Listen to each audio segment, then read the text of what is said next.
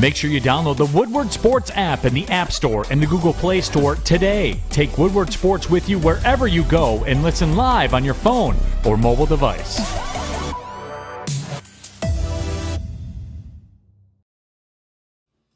Good morning, everybody. Welcome. Holy hell.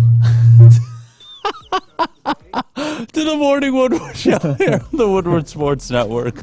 It's a beautiful Monday. Happy Monday to all of you at home. I hope you had a great weekend. Jeff, good morning, buddy, as always. How you doing? Fish, good morning. I hope you had a great weekend. I know you watched some tennis, a lot of soccer. There was a lot of good tennis over the weekend. Hell yeah, I'm sure there was. Did you tap in?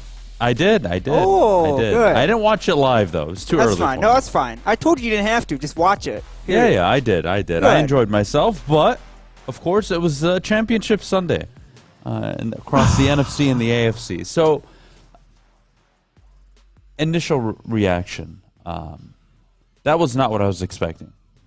Like, both games. Yeah, no, I agree. That was the two best teams in each conference putting out a dud. The Eagles beat a quarterbackless 49ers team.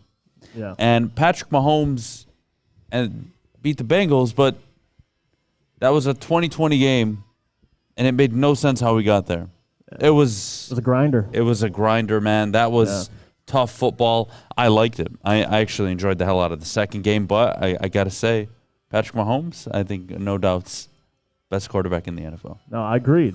And we knew that before. But you know what? It's okay. You came around. And Joe Burrow, to your credit, was on fire. And again, his offensive line, eventually, it did catch up to him.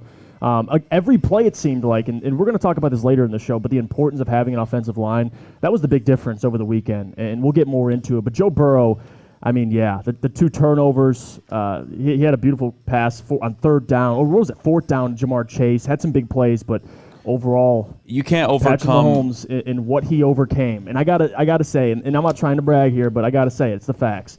Mahomes and what he did, clearly in pain. And it looked like he re-aggravated it in the game as well. But throughout the game, you lose Juju. You lose McCole Hardman. You have three healthy receivers left. They already didn't have Justin Watson going into the game.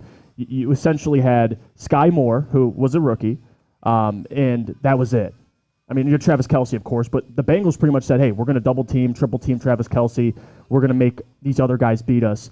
And for Patrick Mahomes, that last play, and I know everyone wants to bring up the linebacker for Cincinnati. If I'm not mistaken, his last name's Osai, who made that push at Mahomes. Like, yeah, you can blame him, but because it really changed the game. They're kicking a 60-yard field goal as opposed to what they actually did, which was like a 40-yard field goal. Patrick Mahomes in that performance deserves a ton of respect. I mean, really. I get... That was gutsy. That was a gutsy all the adversity. performance. I know he's at home, but all the talk before the game was it's Burrowhead. You know, the Bengals are very comfortable playing in Arrowhead, and those fans, they showed why. It's tough to play over there. It really is. Well, you know what? That was two giants going at it. Yeah. To me, I didn't lose. Anything. I didn't really win anything watching that game. To me, those are the two best quarterbacks in the NFL. Absolutely. Both overcoming unique situations. Joe Burrow dealing with an offensive line that could not stop that Kansas City pass rush. And we talked Friday. What was the one concern? If somebody was going to lose this game, what would happen? Bengals O-line. Kansas City pass rush. Man, it showed up. Chris Jones, Frank Clark, unbelievable. Held the rookie corners, held it down in Kansas City. They did a great job. Now, it was a lot of risky coverage. They were just double-teaming Jamar Chase and T. Higgins time after time after time. Yep. But who could beat them? Hayden Hurst? Yeah. Who was it going to be? Joe Mixon out of the backfield catching balls? No. Tyler Boyd got hurt. So it worked out, man. That was a gutsy game. It was a gritty game. But when we talk about drafting cocaine, Chris Jones, Frank Clark, hell, even Trey Hendrickson. Mm-hmm. That's why. Big-time game, big-time moments. Your pass rushers step up. They get after the quarterback. And what's the best possible way to stop a quarterback, Jeff? Get after them. Get in their face. Mm-hmm. Can't give them time in the pocket. So, you know, we'll talk about the Lions later on in the show, top of the hour. But, my goodness, you learned a lot this weekend watching two of the best teams go at it in the NFL on the AFC side. And then, of course, there was the NFC title game, a complete shit show. Brock Purdy, who was injured, couldn't throw. Had to go back in. John Johnson goes down, and all he does is hand the ball off. That was disappointing. That was a disappointing game. That was not the NFC title game I think we all expected, but what are you going to do? And it's again, I love the Eagles all year. Don't want to take credit away from what they've done. They're in the Super Bowl, which is huge. And it's actually impressive to Howie Roseman, and I want to bring this up too before Justin Rogers tweeted this out. And it's actually a conversation I had with my dad during the game. Because I'm thinking about the Eagles, and he tweeted, I'll read it word for word what Justin Rogers said. He said, hadn't really thought about it till now. The Eagles have essentially rebuilt their entire roster since 2017-2018 Super Bowl win. Different coaching staff, different quarterback, different receivers, running back, 3/5 of the O-line, all but Cox and Graham on the defense. Remarkable work by Howie Roseman. And again, there you go. Completely rebuilding an entire team, new coaching staff, and for them to have success. But what I was going to say is, they haven't really been tested, Adam. They faced the Giants, and they obliterated the Giants. And again, the 49ers defense, they were tested. But they didn't. I haven't really seen the Eagles be tested in the postseason yet. That's why I think I'm excited for this Chiefs matchup, although everyone wanted the Bengals. It's the worst matchup to me that they could have had. Had it been the Bengals, I think the Eagles probably would be sleeping a little better at night. But you're getting Patrick Mahomes, who is clearly, and he put a stamp on it, the best quarterback in the NFL. Patrick Mahomes, who... Again, what did we talk about Friday? Remember when it was, if Patrick Mahomes loses, is he the next Aaron Rodgers? Aaron Rodgers, Tom Brady, Joe Montana, you bring up all the quarterbacks in NFL history. Right. None of them, through 11 games, have thrown for as many touchdowns. None of them, ever. He's number one in every category. None of them have thrown for as many yards, completion percentage, and as few interceptions as he's thrown, because he's only thrown 2. In 11 games in the postseason. It's unreal. It's not even close. It's unreal. The playoff resume is there. You're concerned about the Eagles. It's concerning, but, Jeff, if I were to ask you who has the more complete roster, who is it? You know the answer to that. It's Philadelphia. Yeah. Right? So maybe we're not taking into consideration that this team is just such a well-oiled machine. And look, I think early on, even if Brock Purdy would have played, I still think the Eagles would have won. It was looking that way. I don't think by 24, maybe by 7, by 10, but I still think the Eagles win that game. Brock Purdy, that's the problem with playing with a third-string quarterback, is what he is. I think, unfortunately, most people get caught up in the fact that they're 11-0, and they've won 11 straight, and 7-0 with Brock Purdy, and he's unbelievable. And it's like, hey, you know what, man, he looked limited early. Then, of course, the unfortunate elbow injury. What are you going to do? But they knocked him out. I mean, to be fair, I'm not saying it. Hassan Reddick made, he Hassan Reddick had for himself a freaking game, He's a by the beast. way. Yeah. He reminds me of like an older James Houston. They're both like 6'1". He's got great bend.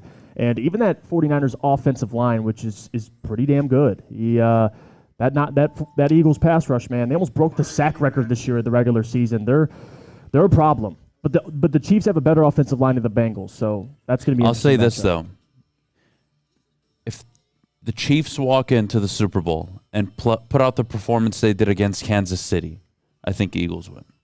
I'll say it from now. You said it. Repeat that. If the Chiefs play the way they did against the Bengals, Eagles win. I don't like that because every game's a little different. Like that game was I understand a grinder. It was not a grinder though at times because Mahomes got away with a few things. Starting at the opponent's 40, 3 straight incompletions. I'm not sure why Andy Reid isn't running the ball and getting in field goal range. Which is true. That fumble, odd. They had multiple opportunities to make it a 2 or 3 possession game, and they could never kill him. Could never put him away, and the Bengals had a chance to win that game. Yeah. They got a few first downs. They were driving, and then the defense held. I'm looking early ahead right now. We'll get to that, 9:30, 9:29. I forget what the hell we're doing here. 9:15, I apologize. We'll get to the Super Bowl matchup, but to me, the Eagles, I don't think it takes away from their win. I know a lot of people were on social media last night. Oh, Jalen Hurts, he's just any quarterback can win with that team. Gardner Minshew can win with that. Shut up. Way.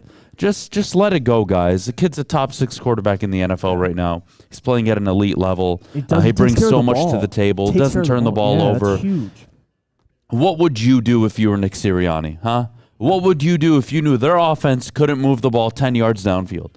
You would hand the ball off and hand the ball off and hand the ball off all game. Yeah. So, yes, if you want to look at the box score, Jalen Hurts, he didn't have to do much to win that football game, Jeff. The 49ers threw up the white flag early. They pretty much just ran the ball every single time. It was over. I was so disappointed. We'll get to Cal Shanahan and the San Francisco 49ers, what they've built, but unfortunate ending to a really good season by both teams.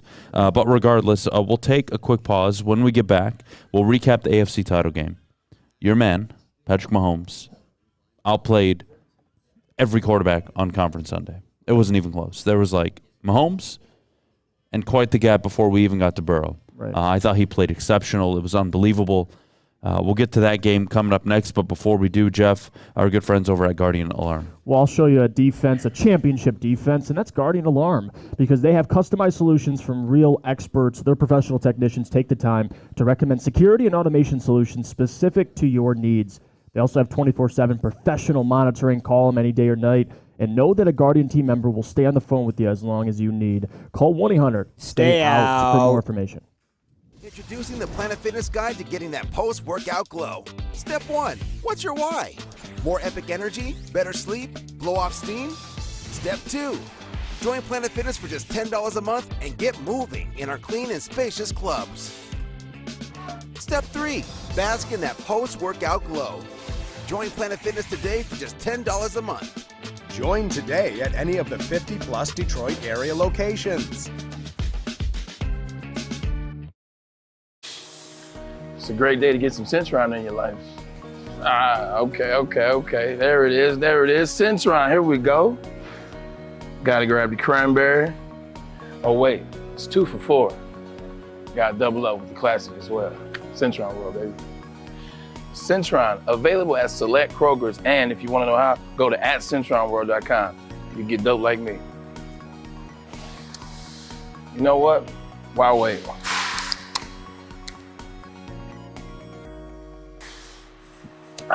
Great taste, guaranteed.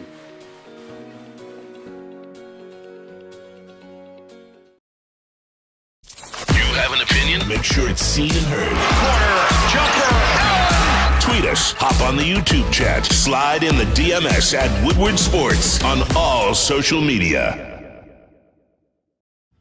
Let me tell you about my good friends over at Custom Health Centers. Join Kyle and Ryan Ermanni as they take their health step journey to losing weight and feeling better and looking better.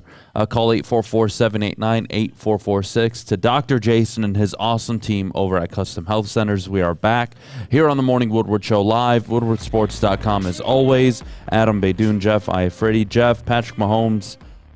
Look, it's funny, if I just read you the box score, you would have thought Mahomes played the game of his life.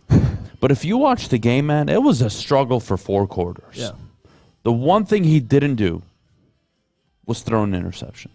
But he made every mistake in the book. Underthrew, overthrew, threw balls into the ground. It was an ugly game, not to his fault only. Again, his receivers were hurt, banged up, they couldn't get in and out of the separation late in game. the game. It was tough. Having said that, they don't get separation late, but what do they do well? They're well coached. They stick to it. And who do they have? They have Andy Reid. And to me, last night, the biggest difference in last night's game was Andy Reid, Zach Taylor. Yeah. Andy Reid, you give him the ball with 1:38 left, Joe Burrow goes down and wins that game. Zach Taylor, some of the calls, they're doubling your guys. Can you stop sending 2 tight ends out there? It's not working. They're slow. It worked on the 3rd and 16. Because the Kansas City corner decided to keep running downfield for no reason. Yeah. He had safety help. Yeah. So they got away with it, man. They really did. I thought both teams last night, they were stressed. Yeah. They were pushed to their limits. I'll say that. Yeah, in that Kansas City pass rush, man, it's unbelievable. Chris Jones never had a sack before last game in the playoffs, which was an odd stat. When that came up, when he got to Burrow early on, and it was like, you're going to be shocked by this, but that's Chris Jones' first postseason sack. I'm like, what the hell? It's another one. I could have sworn I seen him kill Brady like 4 times. I know, just quarterback hits, not sacks.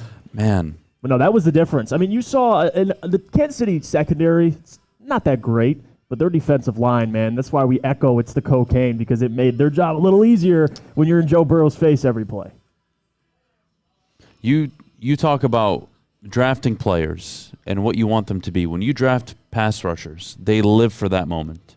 Frank Clark, it was never too big for him. Chris Jones, never too big for him. That's what you want. That's everything to your team. Being able to disrupt the opposing team's quarterback. And, you want to talk about the Lions, just a quick sidebar. If you want to beat Jalen Hurts and the Eagles in the future, if you want to go and beat some of the up-and-coming quarterbacks for years to come that might be coming into the NFC with draft picks, and who knows who ends up being really good, who's really good, we don't know. We'll see what teams are really good over the next few years. But the point is, you're going to need to get after their quarterback. And I think you're feeling really confident about them. But, Jeff, Mahomes, 5 AFC title appearances in 5 years. He's hosted all 5 at home, obviously. Mm-hmm. They've been on quite the run here. It's his 3rd Super Bowl now.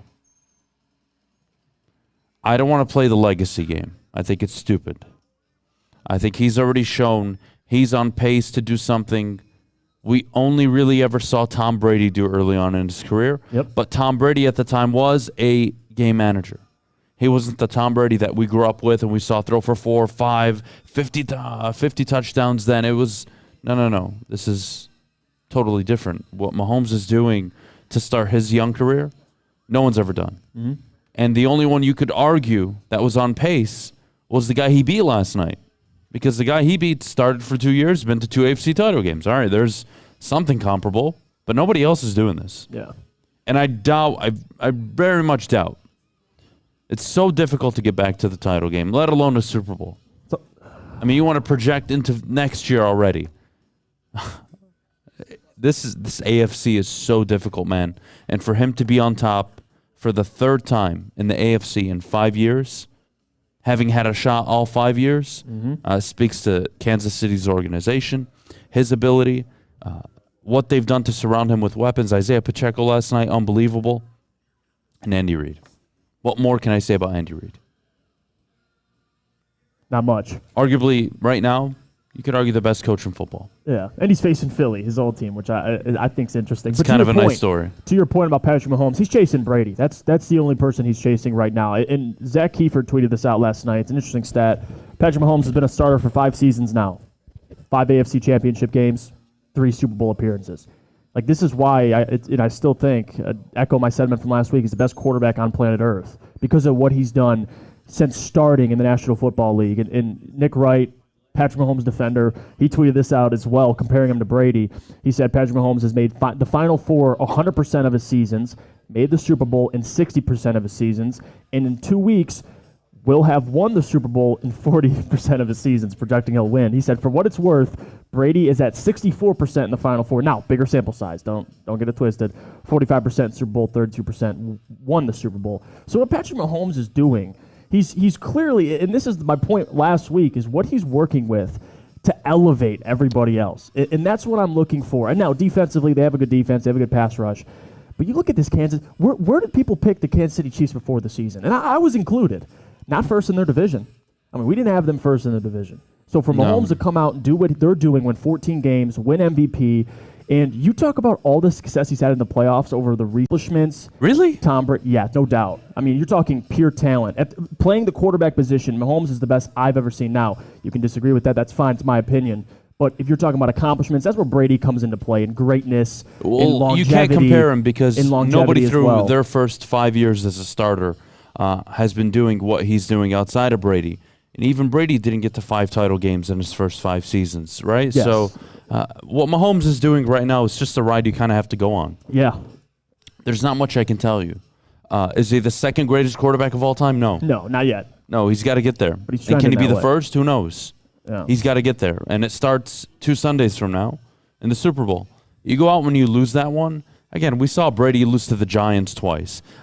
When you're this good and you have Andy Reid, as long as Reid's there, they're not going anywhere. Yeah. And I don't mean that as a knock on Mahomes. No, but, you're right, though. Andy Reid. There's a yin and yang to Belichick and Brady, right? You show me any successful dynasty, I'll show you a head coach and a quarterback.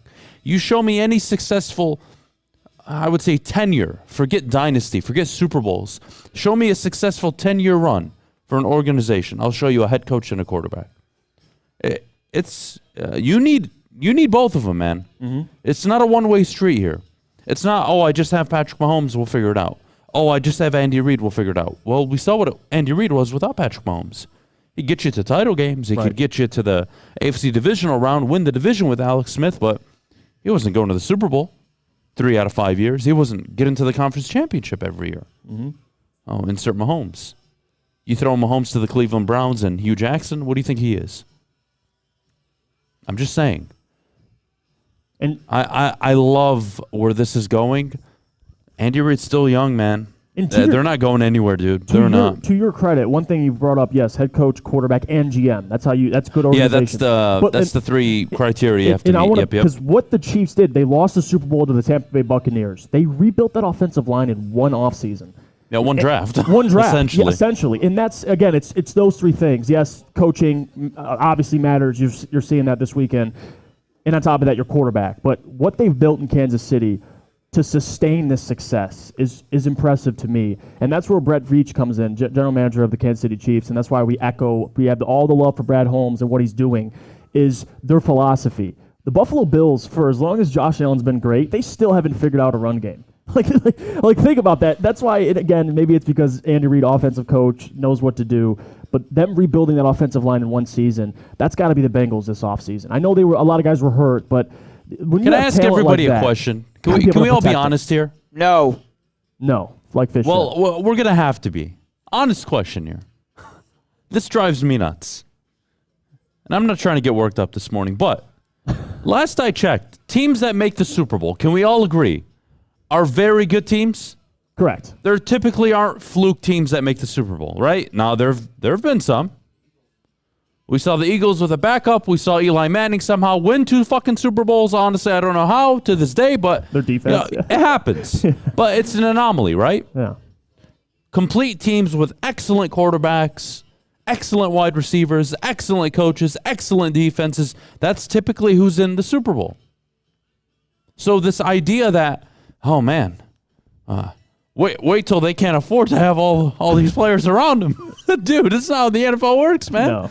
When you have that guy, you only need above average to be excellent. Right. Look at, you said it. Leading up to this game, you said it. Look what he's worked with. He's elevated everybody around him. Okay? And what does he need, though? He just needs Travis Kelce. Yep. He just needs a good offensive line. I don't want to say decent. He needs good. And more importantly, he needs a defense that can make a few stops a game, and he'll get them there. That's been the Chiefs all year. Saw it against Houston. Mm-hmm. You saw it last week prior when they played, my goodness, I'm losing my mind. Jags?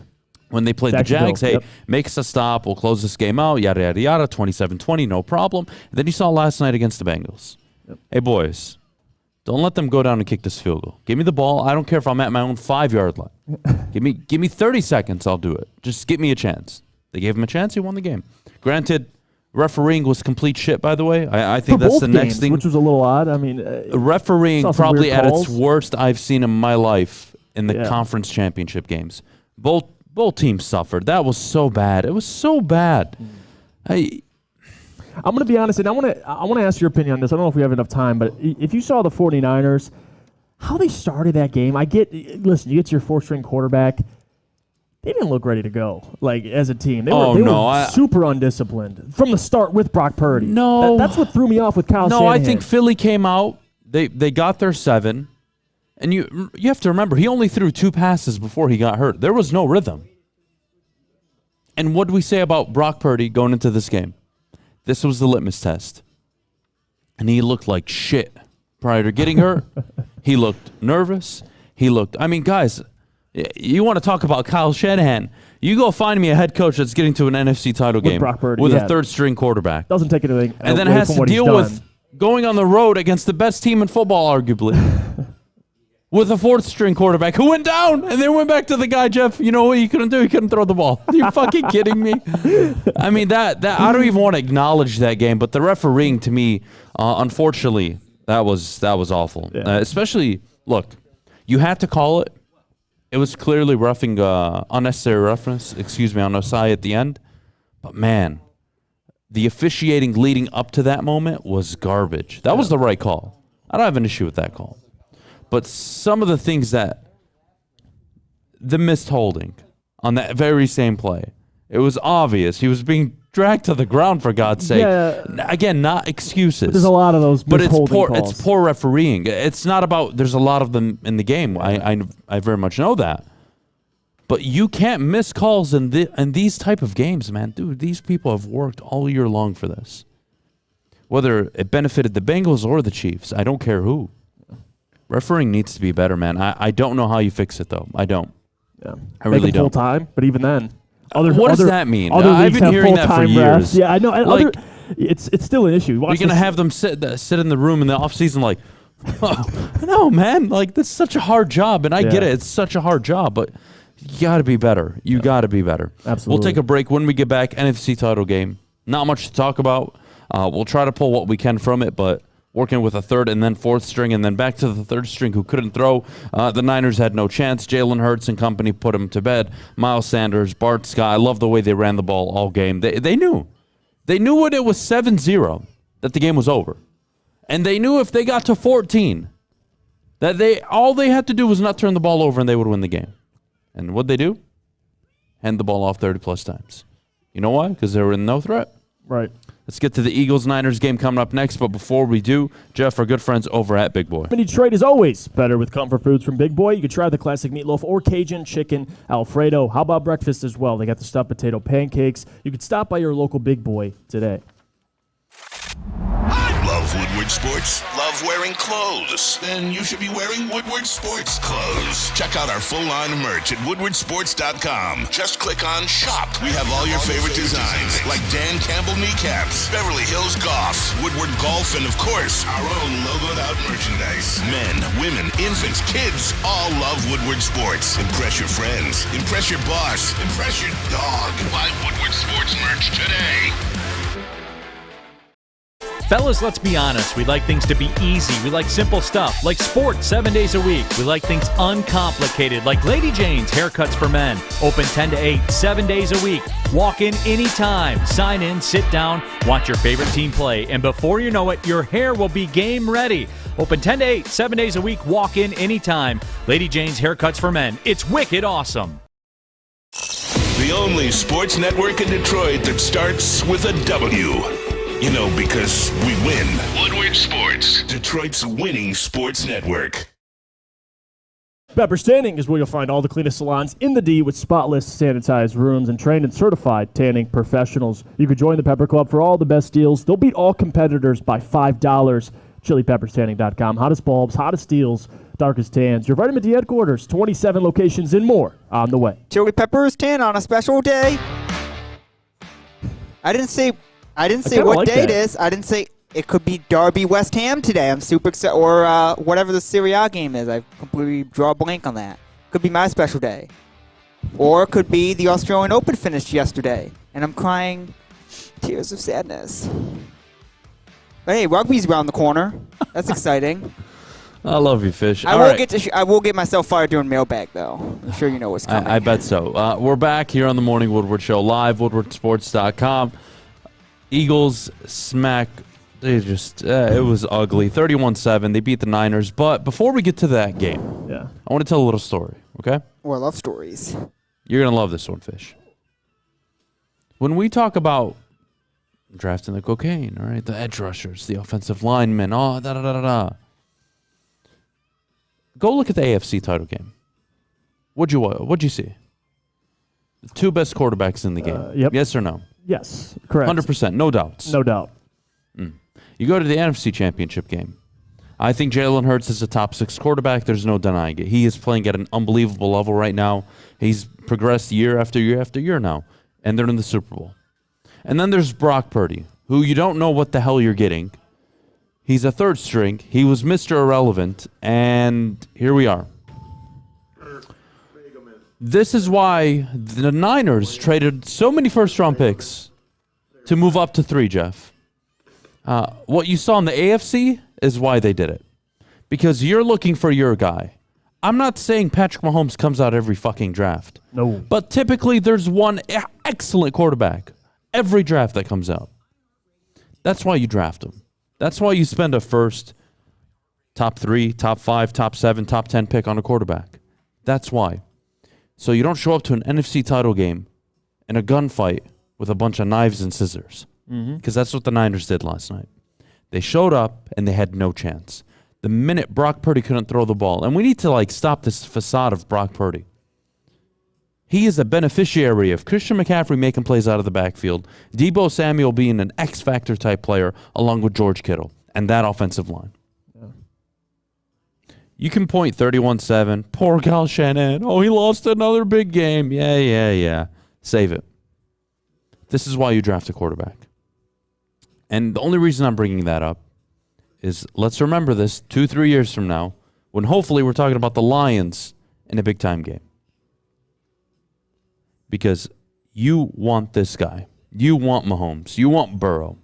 You want Jalen Hurts at the moment. He's proved a lot of people wrong, me included. So that is why you draft a quarterback. Having said that, the Eagles dominate the Niners. They never had a shot. The Niners didn't. I should say the Eagles were dominant, Jeff. The pass rush was unbelievable. They stopped the run. They couldn't really get anything going if you're San Francisco, not able to throw the ball. Embarrassing. It was the worst game I've watched on a championship Sunday in my life. I didn't enjoy it at all. I turned it off after the third quarter. I was did like, as well, I'm done. same time. Oh my God! Football, There's you no guys hope. turned it off? Yeah, there's no hope. What the hell is wrong with you guys? There's just no hope. It was over. You're not watching a game it's meaningless. Yeah. It's done. Okay, last time I checked it was football and you guys love it, but okay. Ignore fish. Moving on. I can't win anymore. To your point about the importance of having that guy, we can say in each conference, the best quarterback made it out of each conference. At least who I thought was Patrick Mahomes and Jalen Hurts. Jalen Hurts to me is the best you're right. quarterback in the NFC. So to your point, that's what the position entails of. If you have that guy, and Brock Purdy, undefeated until yesterday, but still had a great run. The hype was all around Brock Purdy, and deservedly so. I mean, he was playing great football. This is the difference. And with the Eagles and what they were able to do and what they're able to build defensively and offensively with that offensive line is in big part because of Jalen Hurts being on a rookie deal. Not just that, being drafted in the second round. So that matters as well. But even if you don't, let's say with Jared Goff, $30 million, just to build an offense like the Eagles or the Chiefs, you have an offensive line like the Eagles have. And that was the thing going into the game, is best on best. You have the Eagles offensive line facing a 49ers defensive line that I would say is the best in the league. Look who prevailed. That offensive line for the Eagles man, Lane Johnson with basically one shoulder. I believe he has a torn rotator cuff. Dude got away with 7 false starts, by the way. Who, Lane? Anybody going to talk about this? Lane? Please tell me you noticed. Yeah. Well, regardless. Somebody. Yeah. Well, regardless. I'm just saying. It made no impact on the game. But I'm just saying. Is it me? Or is the game delayed by a millisecond? Because he looks like he's jumping every time. Yeah. Before the ball snapped. Yeah. The hell do I know? And it's unfair because we never really got to see a fair game. I mean, listen, as much as life's not fair, man. And you're correct. You're correct about Brock Purdy. Before he even went out and got injured, I mean, the Eagles were running. They drove down the field pretty easily. The Devontae Smith catch, by the way, should have been reviewed. They didn't do it. And Kyle Shanahan explained that after the game. From the angle he saw, he couldn't clearly see. I want to know. All I want to know. Which that play was huge. The league is trending. The league is trending towards having somebody in the booth dedicated to watch the replays and communicate down to the field whether or not they should challenge. Clearly, that wasn't the case in San Francisco. They're going to regret it. Having said that, even if he didn't catch it, the Eagles still win that game. No matter what. The Eagles were winning this game. It would have been a lot closer. If Brock Purdy would have played, like I said earlier, it would have been a close game. Maybe, sure, the defense would have been maybe more effective, but I can't. Like, you can't overcome bad quarterback play. You can't. In the NFL, you can't. I don't care how talented you are. Look at the Niners. Deebo Samuel, George Kittle, Trent Williams, Christian McCaffrey, Brandon Ayuk. They got players everywhere. Yeah, they got weapons. It doesn't fucking matter. You need a quarterback. And you know what? You talked about the best quarterback in the NFL on both sides, right? In each conference. All right. Who's the second best quarterback in the AFC? Joe Burrow. Third? Josh Allen. Okay. So you know the top 3. Give me the top 3 in the NFC, Jeff, will you? You know It's why Jalen I'm Hurts, asking no you this. question. Jalen Hurts won. We agree. And I could make a legitimate argument That Jared our Goff boy- is number 2. Thank you. Because Dak Prescott, Aaron But Rodgers, that's how Kyler bad the Murray, NFC is, right? And that speaks to how Unfortunately, bad the but- NFC is, right? But regardless, you probably have the second best quarterback in the NFC going into next season. Yeah, you can argue. I'm not relying on Kyler Murray with a banged up knee. No. I'm not relying on Matthew Stafford with no offensive line and only Cooper Kupp to throw to. Aaron Rodgers won't even be here. Aaron He's going Rodgers to the won't be AFC. here. Yeah. Dak Prescott. Kirk Cousins, Dak No. Prescott, Kyle Trask. I'm not. Kyle Even Trask. Tom Brady if he returns. No. No, he didn't have that good of a year. So yeah, Jared Goff to me, I'd make that argument. He's the second best. So remember that Yeah. when we're going into next season talking about expectations. Cue that one up. Put it in the memory bank. We'll talk about that in a few months. But going back to the game, Nick Sirianni. Nick Sirianni was hired at the same time as Dan Campbell. And both were made fun of because of their press conferences. Because of which their is very introductory press. That is 100% correct. And Nick Sirianni is in a Super Bowl 2 years later. Year 1, 9-8. Year 2, 14-3, and now in a Super Bowl. Unbelievable. So please, please, please hear me out and understand what I'm saying. Fuck you and your patience. I don't believe in it. And this is why. Because what do the Eagles have? GM, head coach, quarterback. Yeah, they do. Figure it out. Not just Detroit. Any team in the NFL. I don't want to hear your excuses. Yeah. He comes into a team that totally tears itself apart. Fired Doug Peterson After winning a Super after Bowl. winning a Super Bowl. Have one down year. They go 9-8. Still made the playoffs. 14-3, now they're in the Super Bowl. They got talent in free agency, and they didn't overspend. No. All the players that we're talking about right now, nobody believed in. Everybody could have went out and signed them for a fair market price. The Eagles signed them. They identified the talent. Their coaches are getting the most out of that defense. Their coaches are getting the most out of that offense. Steichen and Gannon, yeah, I don't want to hear it. those are elite. They went and traded for A.J. Brown. Big time move. Who would have thought A.J. Brown was going to be available for a first round pick? Yeah. They got Gardner Johnson from the Saints as well. So miss me with the idea. We need time. No, you don't. Excellent people, smart people, get the job done right away. I'm not saying a Super Bowl in your second year, but year 1 even with this team, playoffs 9-8, with a quarterback who was still kind of figuring it out. He emerges into an unbelievable MVP candidate. Offensive line, able to run the ball. Yeah, they're stacked. Devontae Smith, A.J. Brown. I mean, come on, weapons galore, and one of the best defense, if not the best defense in the NFL. Almost broke the sack record. Yeah, no doubt. So again, this is why the idea of it's a rebuild. We need time. We need this. No. You just need a competent front office, like right now you have in Detroit, that can identify talent and go out. Now the next evolution for Brad Holmes is how do you bring in talent in free agency? That's the question that it's not answered because, they've never had the money to do it. But you're going to see it this upcoming offseason, the following offseason when the cap really jumps up. Now you're going to start seeing how do they spend this money? Who are they keeping? Who are they letting go? That's when things are going to get interesting, Jeff. But the Eagles, I can't say enough good things about them. Howie Roseman, hell of a job as the GM. Who would have thought they'd be in this place? Who would have thought? I will say, to your credit, before the season, you told me the Eagles were going to be the best team in the NFC, and you ended up being 1,000% correct on that one. Yeah. I got nothing but good things to say about it. Yeah, I had them in Buffalo, believe it or not, in the Super Bowl. And I did. I switched up, picked the 49ers. A lot of it was I didn't believe in Hurts on that stage. Now, I didn't know Brock would be injured. But still, yeah, no doubt. Philly, to me, before the season, picked them to win the division, knew they'd at least go far in the playoffs. And here they are in the Super Bowl. Now, the road to it's been interesting.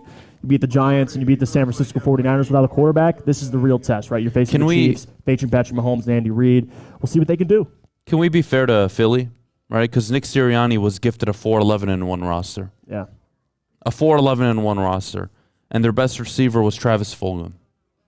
Yeah, I remember him. On 4-game stretch, absolutely went off. That was the team he took over.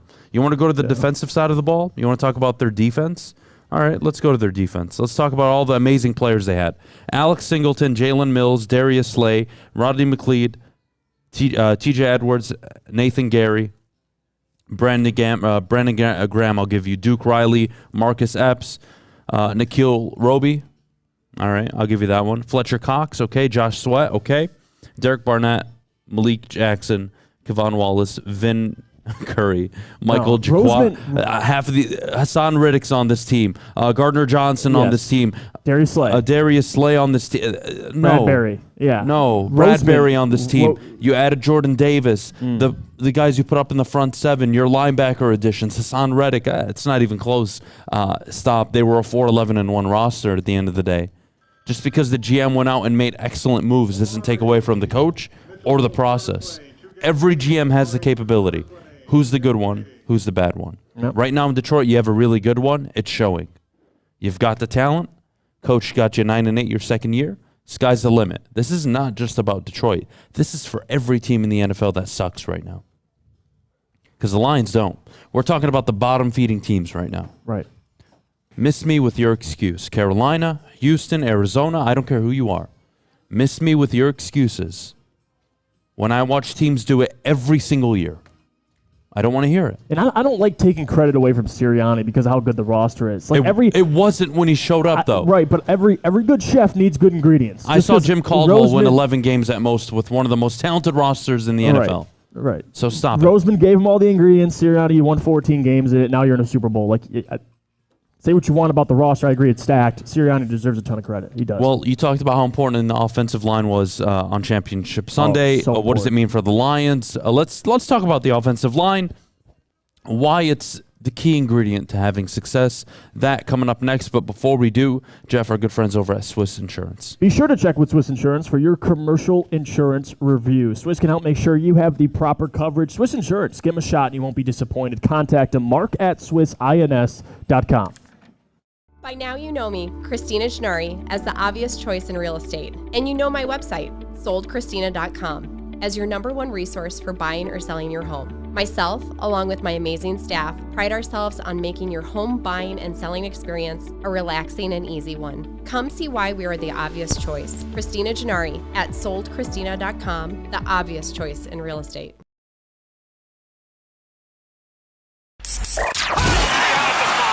3 NBA championships. Detroit fans were there. 11 Stanley Cups. Detroit fans were there. 4 World Series wins. Detroit fans were there.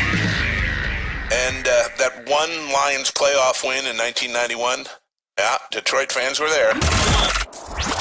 Woodward Sports, where the fans are. Let me tell you about my good friends over at Bedrock Detroit. The Monroe Street Midway open all winter long. Guys, what are you waiting for? Shop, eat, and play downtown. Drinks, foods, winter bumper cars, puck putt, you name it, they've got it. Check them out. All brought to you by our good friends over at Bedrock Detroit. We're back here on the Morning Woodward Show live. Hey, Stick, are we going to Bedrock Detroit? Yeah, anytime you want, buddy. Okay. Fish, shut the hell up. Oh, God. Oh, God. Adam thinks Martin Mayhew was an amazing GM. No, Mayhew was a freaking bum. He did make a few good picks, though. Let's be fair. Mayhew hit on a few guys. I mean, but he also had a few disasters. It's like, and he didn't know how to work the salary cap either. If you draft that much, you're bound to hit on at least one. Yeah, I know, but still. Now, what are you going to do? What are you going to do? Burrow and Chase are on rookie contracts. All right, guys, let me help you with this. You know what happens when you draft well, Jeff? And drafting well means you draft excellent players. Yeah. You get to use their first 4 or 5 years as a buffer, as a window where you get to sign everybody and not have to pay them. And now you have to pay Josh Allen, and now you have to pay Mahomes. Yeah. And now you have to pay all these guys. In 2 years, you're going to have to pay Burrow. This is the inevitability of the NFL. You're going to have to pay Chase. Of course. You're going to have to pay Jalen Hurts. Of course. I don't care. I don't care. I don't care. They're in the Super Bowl. And you guys are focusing on the salary cap, and they have to pay the quarterback. And how are they going to give Jalen Hurts all the support next year? Why do you care? Yeah. It does not matter. They're in the Super Bowl right now. It's about right now. And they did the best job among any two teams in the NFL of getting ready for today, right now. And their salary cap situations, by the way, are just fine. Now, are they going to be able to afford all these players you put it down the list? No, of course not. No team is able to. But that's why the smart GMs like Kansas City are able to do what, Jeff? They're able to draft Trent McDuffie. They're able to draft Isaiah Pacheco. They're able to rebuild and retool an offensive line in less than 2 years. That's what good GMs do. All while paying Patrick Mahomes. All while paying Travis Kelce. All while paying Frank Clark and Chris Jones. Surprise, surprise, Jeff. Good GMs figure it out. Oh, my goodness. But regardless, how important a healthy offensive line is, Jeff. You've touched on it to start the show. I do agree. You saw San Francisco get punished for it, and you saw Cincinnati get punished for it. And if there's one thing you can't afford to happen ever, ever, ever, is your investment, your franchise quarterback go down. And you know what? If the Lions have one thing going their way, it is that offensive line, Jeff. Yeah, no doubt about it. And that's what I texted you last night, because that was the biggest difference for me in both championship games. It's the reason why Drew Brees, and love him to death, but he put out that video on Instagram last night. I think it was at halftime. It was right after Purdy went down, where he said, I still believe the 49ers can win this game. And the reason he made that case was for both that defensive line and that offensive line for the 49ers. He was wrong. But still, you look at the Eagles. That was the difference in the game. What they did to that 49ers pass rush is unbelievable. Now, they ran the ball a ton in the second half, especially after Purdy went down, but still dominated the game, neutralized Nick Bosa, and then you go on to the other championship game. That was the difference. Joe Burrow and his lack thereof of healthy offensive linemen being pressured every play. They couldn't run the ball. The Chiefs really couldn't either. They still had timely opportunity, and they made those opportunistic plays. But still was the biggest difference to me, dominating in the trenches. The Eagles have built this roster on that. With all the depth they have at both sides, I mean, Landon Dickerson, starting left guard, went down. In comes Andre Dillard, I believe, left tackle who they took in the first round. They have depth on both sides. And we look at this Lions offensive line. And the only two offensive lines I put in the conversation about a week ago were the Eagles and the 49ers. That's it. And the fact that you have one of the better offensive lines, you can dictate the game itself. Do you want to dominate, running the football? They can do that. Do you want to put the ball in the air? Well, they can pass protect. That's the benefit. That's how beneficial it is having an offensive line like the Detroit Lions currently have. Penei Sewell, Taylor Decker, Jonah, Frank Ragnow, and maybe they take a guard this year or sign a guard. Who knows? But that's the biggest asset the Lions have. Having an offensive line like that was the difference, and seeing both of these teams in the NFC and AFC title game. In the AFC, it's quarterback play. We get that, the best two quarterbacks. But in the NFC alone, where the Lions are in, you look at their offensive lines and defensive lines. That's what the Lions are building. And the fact that Brad Holmes is constructing this roster like that gives me even more confidence moving forward. If these guys can develop, you're going to have one of the better offensive lines in the league, and on track right now to have one of the better defensive lines in the league with the young talent they have. They're going to be dangerous. And most of those guys are on rookie deals. Penei, Aiden, James Houston, Josh Pascal, whoever it is, you're collecting, and who knows who they take this year. They're building something up front. We did this last Monday. Yeah. We had a little segment. What'd you learn about the NFL, AFC, and NFC divisional round, right? What could you take away where, hey, this is what the Lions do well, this is what the Lions don't do well? I think from the title games, clearly you can take away your pass rush has a really bright future. Your offensive line is here to stay. Amon-Ra St. Brown is an X-Factor type wide receiver. Jameson Williams, we'll see how he develops, but you're hopeful for him. You have so much going your way. Aiden Hutchinson. Now, what are you missing, though? What are you missing that Kansas City had last night? That the Eagles defense had? Oh, yeah. And that they've had all season long, even Cincinnati at times had last night? A secondary. A secondary that could make a play or two and get off the field on a critical third down. Mm-hmm. I know Mahomes didn't throw the interceptions, but some of those bounces just went his way, and that's okay. And what was, in my opinion, the same value as getting off the field on 3rd and 10, if you're Cincinnati, was the same one that Joe Burrow threw an interception downfield to T. Higgins. They were down at the 15-yard line. Yeah, it was basically a punt. Yeah. So I don't just look at the interceptions. I look at how are you able to get off the field on 3rd down. And that's the biggest concern I have for the Detroit Lions right now. This secondary, Jeff, needs to improve. Yeah. It needs to improve yesterday. They've got the draft coming up. They have free agency. You have to address it. We talk about things you want to learn in title games. I like the direction the defensive line's going in. You brought it up. I love the direction of the offensive line. It's here to stay. Yep. St. Brown, Jameson Williams, a run game that should be effective no matter what. Jared Goff looking good, or Ben Johnson returning. But defensively, I have question marks at linebacker, and I know for a fact I suck completely at corner. So what do? I got to revamp it. I got to find myself a Trent McDuffie. I got to find a Gardner Johnson. I got to find a Bradbury, a Darius. I got to find these guys, because if I don't, Jeff, well, I'm not a complete team, and it's going to be tough for me to beat Philly next year. And the Eagles did that. 2-3 seasons? They found Bradbury, they got Slate, and they got C.J. Gardner-Johnson. So it can be done. And with Brad, we haven't really seen him go out and make splash trades yet. He hasn't been as aggressive. Again, in free agency, he hasn't been aggressive, but that's coming, right? You're going to have a little more money this offseason. You got the draft capital, too. You got the draft capital. We'll see what he can do. You're expecting him to probably take a corner in the first round, whether it's at 6 or 18. That process is kind of forming in front of your eyes. So to your point, the secondary is important. That's the last step of this defense. But that pass rush, man, it covers up so much. I mean, not everybody can have a stacked roster as Philly, but even the Chiefs, I keep bringing them up because the pressure they were able to get, and I know Joe Burrow doesn't have any protection, it covers up for that secondary. They lost Snead. He went out. He was concussed early in the game. He's one of their better corners. L'Jarius Snead goes down, but Trent McDuffie and those rookie corners just stepped the hell up. And it's easier when Frank and Chris are in Joe's face every play. Well, they have that luxury also because their linebackers are so disciplined. So when they take two of their safeties completely out of the game and say, Jamar Chase, T. Higgins, you're not beating us. Right. It's on those linebackers and that slot corner to take care of the tight end, to take care of Tyler Boyd before he got hurt. And you know what? For the most part, they did. And open field tackling was a big one. How do you not let Jamar Chase break the game open?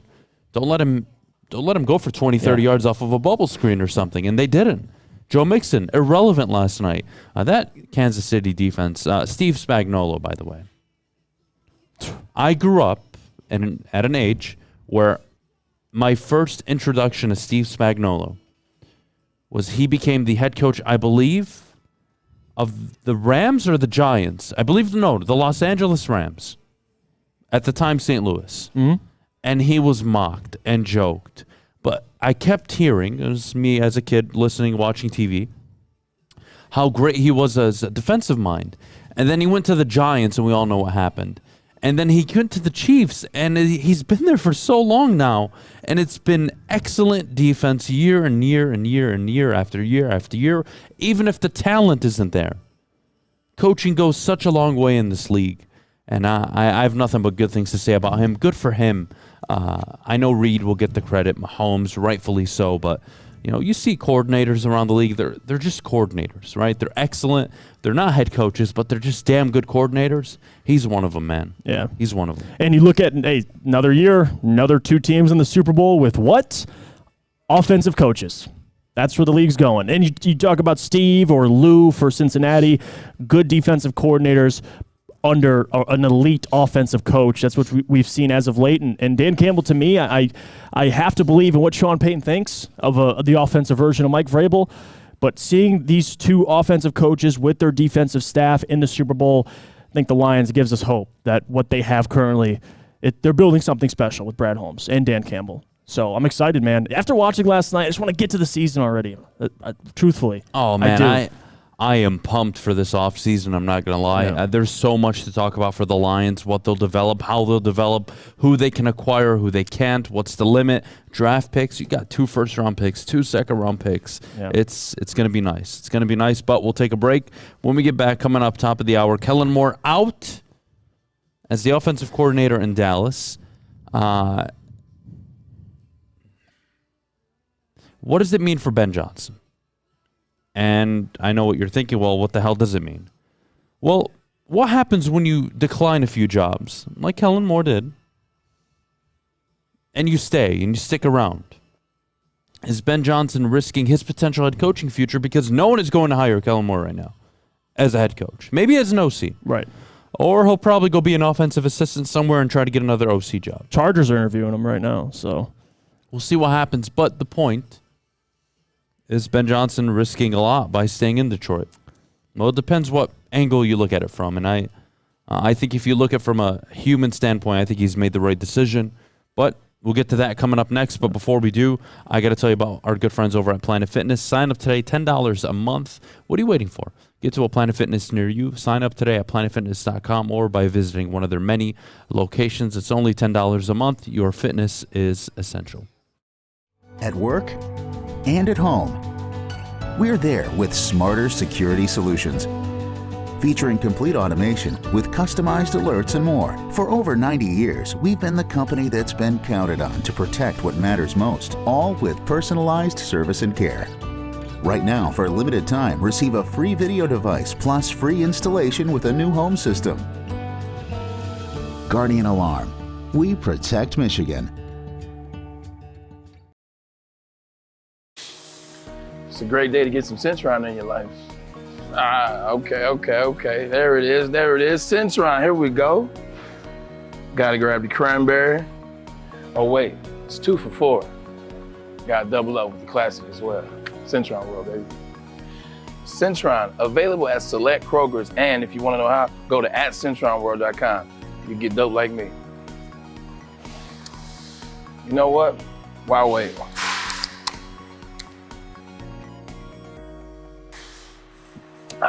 Great taste, guaranteed.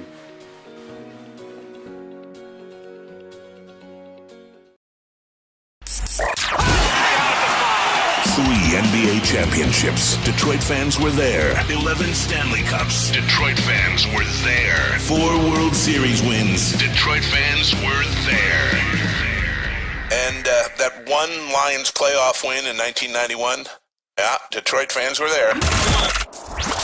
Woodward Sports, where the fans are. All right, let me tell you about my good friends over at the Monroe Street Midway. Shop, eat, and play all winter long. Downtown Detroit. Fish is probably going to be going with Jeff.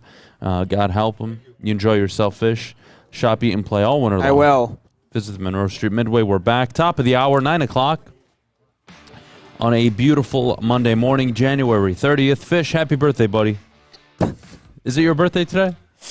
Get out of here. Thank you. What is your birthday, Fish, by the way? My head hurts. How do you not remember? I don't remember the day. What do you want from me? So I'm asking. It's a question. Okay, I'll explain. I understand if you don't remember, that's fine. But we went to that Mediterranean restaurant. I was there. I know. But what day was it? So you should know then if you were there. What day? August 21st. Thank you. Was that so hard, buddy? Yes, because you were there and I almost burned my hand. 23. 15? Sure. You know what's you know what people don't typically know is Fish is older than me. I am. By months. Well, just 2. I think just 2. Fish is your dad. No, he is not my dad. That is not what that means, sir. Fish. Speaking of happy birthdays, can I say a happy birthday to someone else's birthday? Yeah, I'll go get fired during Mailbag, but it was Fletch's birthday yesterday. He TDs our Armani Edwards. Oh, that's right. Shout out to I Fletch. wished him happy birthday on Friday. Well, I'll do it during Mailbag. I'm going to get fired. All right, I guess I'll get fired anyway. Happy birthday to our lovely Adham Beydoun. Yeah, Adham Beydoun. Hey. The man, the myth, the legend. Thank you. You're fired, Fish. So it was Fletch's birthday yesterday, Adam's birthday today. I've always wanted to fire you on my birthday, Fish. Jesus. There you go. Just like some of the other Lions players that have been fired. Connection. I guess, Wasn't that maybe. a good segue? Not really. Okay. Not really. Do better. I'll try. Do better. All right.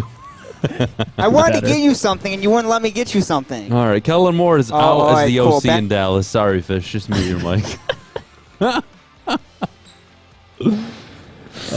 Kellen Moore. Ben Johnson staying in Detroit. I'll say this, because I think there's only one way to justify it.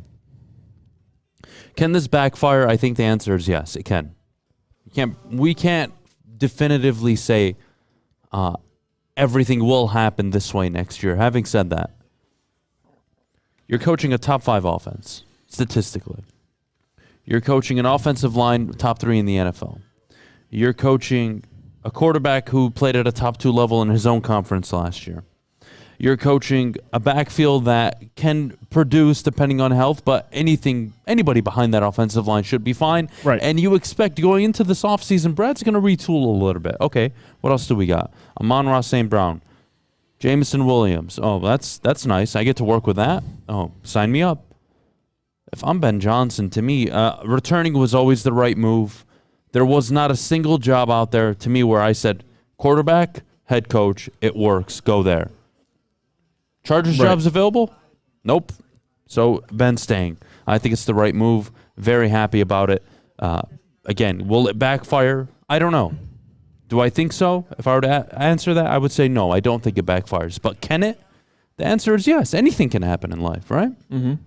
And it's the NFL. Nothing's guaranteed. You're seeing Byron Leftwich, one of our favorite head coaching candidates just a year ago, fired from the Tampa Bay Buccaneers. Doesn't mean he won't get another job. I think that's what people get twisted a little bit. Kellen Moore, yeah, he did get fired. You could bring up the last play. You can bring up whatever you want to bring up. But still, this Dallas offense was still productive. We'll just go the last 3 seasons with Kellen Moore and Dak Prescott. I don't want to go through the Andy Dalton year, just strictly with Prescott. This is the offensive rankings. This year they were 4th in points, but they were 1st with Dak Prescott playing in the lineup. But overall, 4th in points. They were 1st last year, and then before Dak got injured, they were 6th. So it's not like he wasn't productive. This offense was a steamrolling machine. Now, the playoffs are a little different, but still, Kellen Moore is going to get another job. He was the finalist for the Miami Dolphins head coaching gig, him and Mike McDaniels. Mike McDaniels got the job.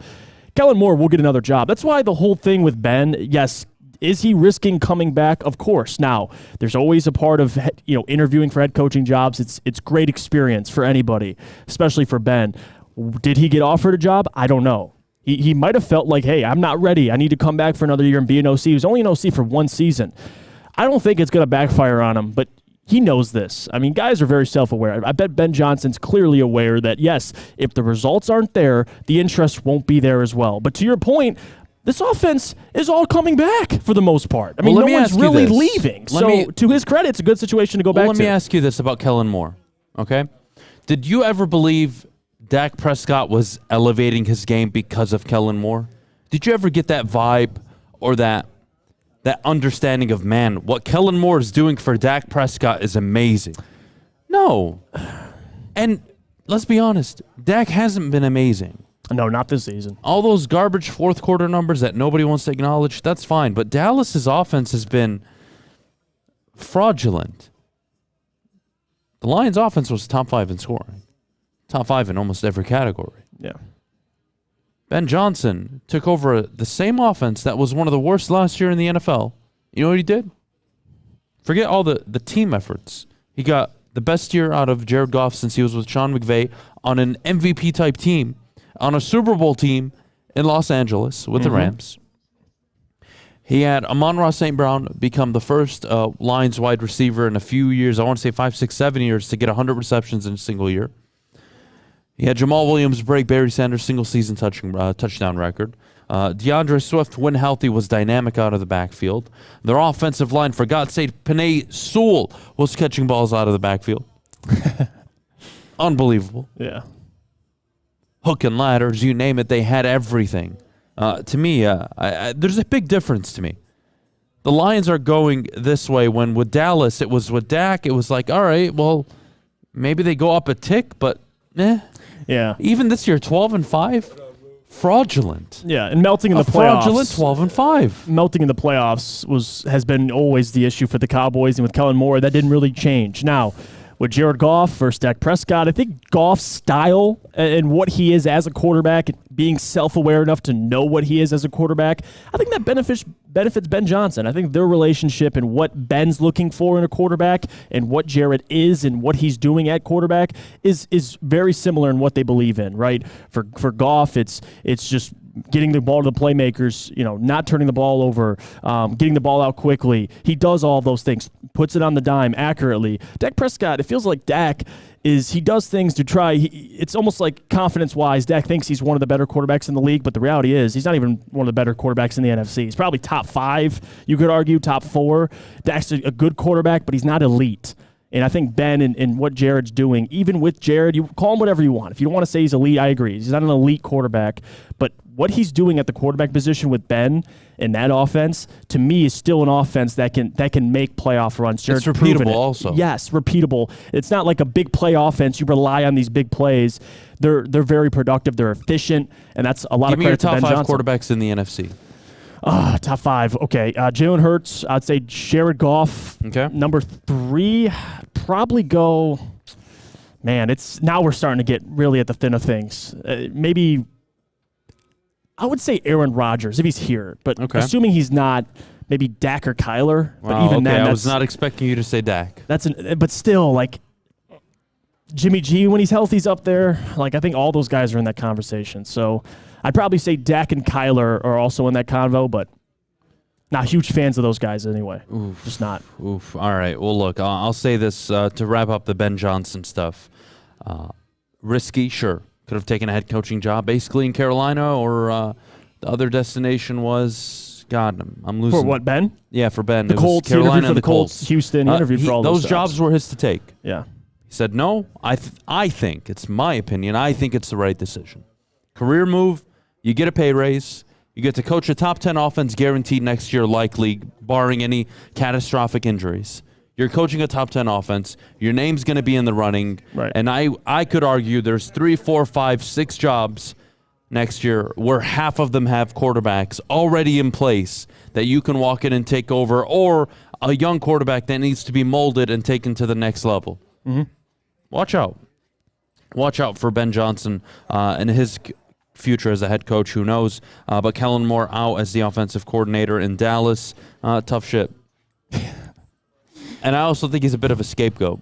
I just think Dak 100%. Prescott's an awful quarterback. And now Mike McCarthy wants to call plays, and I'm curious. And then they're going to look like Aaron Rodgers did the last 2-3 years under McCarthy before he left. And Jerry, get out while you can. Yeah. Call Sean Payton, apologize, tell him, Sean, I should have fired this guy last year. Right. Sean, come here. We'll draft a quarterback. I'll do whatever you want. You want me to trade everything? I'll trade it all away. You want to marry my daughter? You can marry her. I don't care. Whatever it takes, Sean, please come coach my team. I like Mike. I like McCarthy. He wins games. He does. But is he elevating Dak Prescott? No, he's not. He couldn't even elevate Aaron Rodgers. And when he left, Aaron won back-to-back MVPs. Oh, my gosh. You know, and what's always been a quarterback league now for the last 10, 12, 15 years, I have a head coach who can't elevate my quarterback play, and it's one of my weaknesses. Mm-hmm. But I do have a phenomenal defense. I do have CeeDee Lamb. I do have a backfield before Tony Pollard went down. It was pretty dynamic. Right. That's a tough one for me. That's a tough one for me. I don't like what's going on in Dallas, but we'll have to see. I have to see. McCarthy won 12 games with a backup quarterback for half the season. He started 4 games, and they went 3-1, I think. Or 5, and they went 4-1. Yeah. So, if anything, I would have started, what's his face? I think Kellen Moore, I mean, listen, say what you want about Kellen Moore. You don't think he deserves any credit? Now, the defense, all they had to do was score over 20, and they'd win any of those games, but still. Look, I'm not saying McCarthy's a bad coach. No, he's not. I like him. He's a good coach. Just if I'm banking on somebody elevating my quarterback, it's not Mike McCarthy. Yeah. But he's coached Aaron And Rodgers not and just Brett that, Favre. it's that quarterback specifically. I think I have more of a problem with Dak. I need to rephrase this. Yeah, no question. I have more of a problem with Dak than I do with McCarthy. I think that's the issue here. And if I'm going to stick with Dak, which I have no choice, they can't move off of him until the end of next year. They're stuck with him. Yeah. That's a bad situation. And it's funny seeing Jerry come out before the game and say, interceptions isn't in Dak's DNA, which, historically he's correct. Goes out and throws 2 interceptions. And that was the difference. Historically, Dak Prescott in the playoffs isn't that good. No, and you're correct about that. So I mean, if we're honest here, you go to his playoff performances. It's not great. It's not great. You can even go Other to the than that win. Bucs game. He had a great game against the Bucs, but still. One good game. He threw for... He's never thrown for more than 65% outside of the Tampa Bay game. Yeah. In a single game. I don't know. I don't know how I feel about this. I don't know how I feel about it. 11 touchdowns, 5 interceptions in the playoffs. It's meh. It's meh. For a guy who's getting paid what he's getting paid, it's meh. But what are you going to do? We'll move on when we get back. Early thoughts on the Super Bowl. Mahomes hurts. The Chiefs are paying Mahomes $45 a year, right? He signed a 10-year, $450 million contract. Mm-hmm. It's a bargain now. Yeah, he's worth every penny. But at the time, no quarterback was making more than 32 or 33, I believe. Yeah. So he took the market up a whole notch. But anyways. And when Burrow gets paid, he'll be worth every penny He'll be 50, 52 probably when he gets paid. But regardless, salary cap will keep going up. Casey will be fine. They're going to have to restructure Mahomes anyways. He's going to want to get paid more unless he decides not to. Who knows? But coming up next, early thoughts, Chiefs, Eagles, Mahomes versus Hurts. Andy Reid facing off against his former team and the Philadelphia Eagles. Nick Sirianni, this is going to be his first big-time matchup. Well, we thought it was going to be against the Niners. We talked about coaching. Obviously, Brock Purdy goes down. There's nothing anybody can do in that situation. But Andy Reid, you get to go up. You got 2 weeks to game plan for Andy Reid. And you have to understand that you got 2 weeks also to game plan for Steve Spagnuolo and that defense who have 2 weeks to game plan for you. This, to me, is the ultimate test for Nick Sirianni and the Eagles. The AFC, I think, is just here compared to everybody else. But the Eagles are pretty damn close. And then there's all the other NFC teams. It's a big drop-off if we want to be honest here. But moving on, we'll take a break. When we get back, we'll talk about the Super Bowl. And then we'll get to the Lions, 9:30 Pro Bowl players. A few alternates, Penei Sewell, Jared Goff, Amon-Ra St. Brown. Hey, you take it. Yeah. Take the Pro Bowls when you can get them. Hope you guys all have a good time. And where's it now? So excited for the Pro Bowl. It's not in Hawaii anymore, is it? No, They moved it. Whatever. We'll take a break. We got to go to break. When we get back, we'll talk some Super Bowl action. But before we do, I got to tell you about my good friends over at Cousins Maine Vegas, Lobster Food Truck. Vegas. Shut the hell up, fish. Scan the QR code on your screen and treat yourself to a beautiful lunch. What are you waiting for? Crab. Man, clam chowder soup, lobster tacos, the main roll. That's their famous one. I think Jeff had the main roll last time. That was really good. Delicious. So what are you waiting for? Can I get you that for lunch today? Maine Lobster. We'll see. My wife has plans today for us. Okay, So well, we'll that's see. good. CousInsMainLobster.com. Check out the food trucks and see where they're at and enjoy yourself on a beautiful Monday morning. We'll be right back with some Super Bowl talk. As chilly weather approaches, Big Boy's got the perfect comfort meals for you. Try our hearty classic meatloaf or our creamy Cajun chicken Alfredo. These will be sure to leave you craving for more. How about breakfast? Our stuffed potato pancakes are back with our lumberjack, blockbuster, and Santa Fe Garden. These potato pancakes will definitely fill you up. Whether it's for breakfast, lunch, or dinner, come stock up on the perfect comfort meal today. We'll see you soon at Big Boy. My name is Lee. I've lost 35 pounds on the Custom Health Center program. So the three biggest benefits that I've gotten from this program has been I'm not snoring anymore, I have a lot of energy, it's great, and oh, by the way, look at this. No, I'm just kidding. No, I'm just kidding.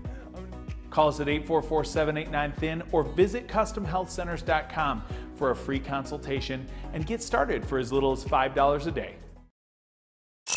The only sports network in Detroit that starts with a W. You know, because we win. Woodward Sports, Detroit's winning sports network. All right, we're back here on the Morning Woodward Show live, woodwardsports.com at 9:14. Beautiful Monday morning. Jeff, how old are you, 22? Yes. Turning 23. Yep. All right, so I'm 14 years older than you. That's not bad. Puts it into perspective, doesn't it? Not bad. You know what? Let's all of you in the chat. You take a swipe at my age. Go for it. I bet maybe 5% of you can guess my age. Well, I was thinking 1. I think your beard they'll probably add like 10 years. Yeah, I was thinking 1%. I'm gonna argue 5%. Okay. I think 5% of you can get my age right. So you can drop it off in the chat. We got 328s. We got 328s. We got a 27. 232s. Yeah, you have said it before. Nobody's gotten it yet. Nobody's got. All right, somebody did answer it correctly. Somebody did get it right. Man said 14 years older than you. This guy. 39. Shut up. Oh God, I'm joking. I'm 29 today. Officially 29. Oh man, dying soon. What are you gonna do? Almost 30. Chiefs. I know. I know. It's just a number.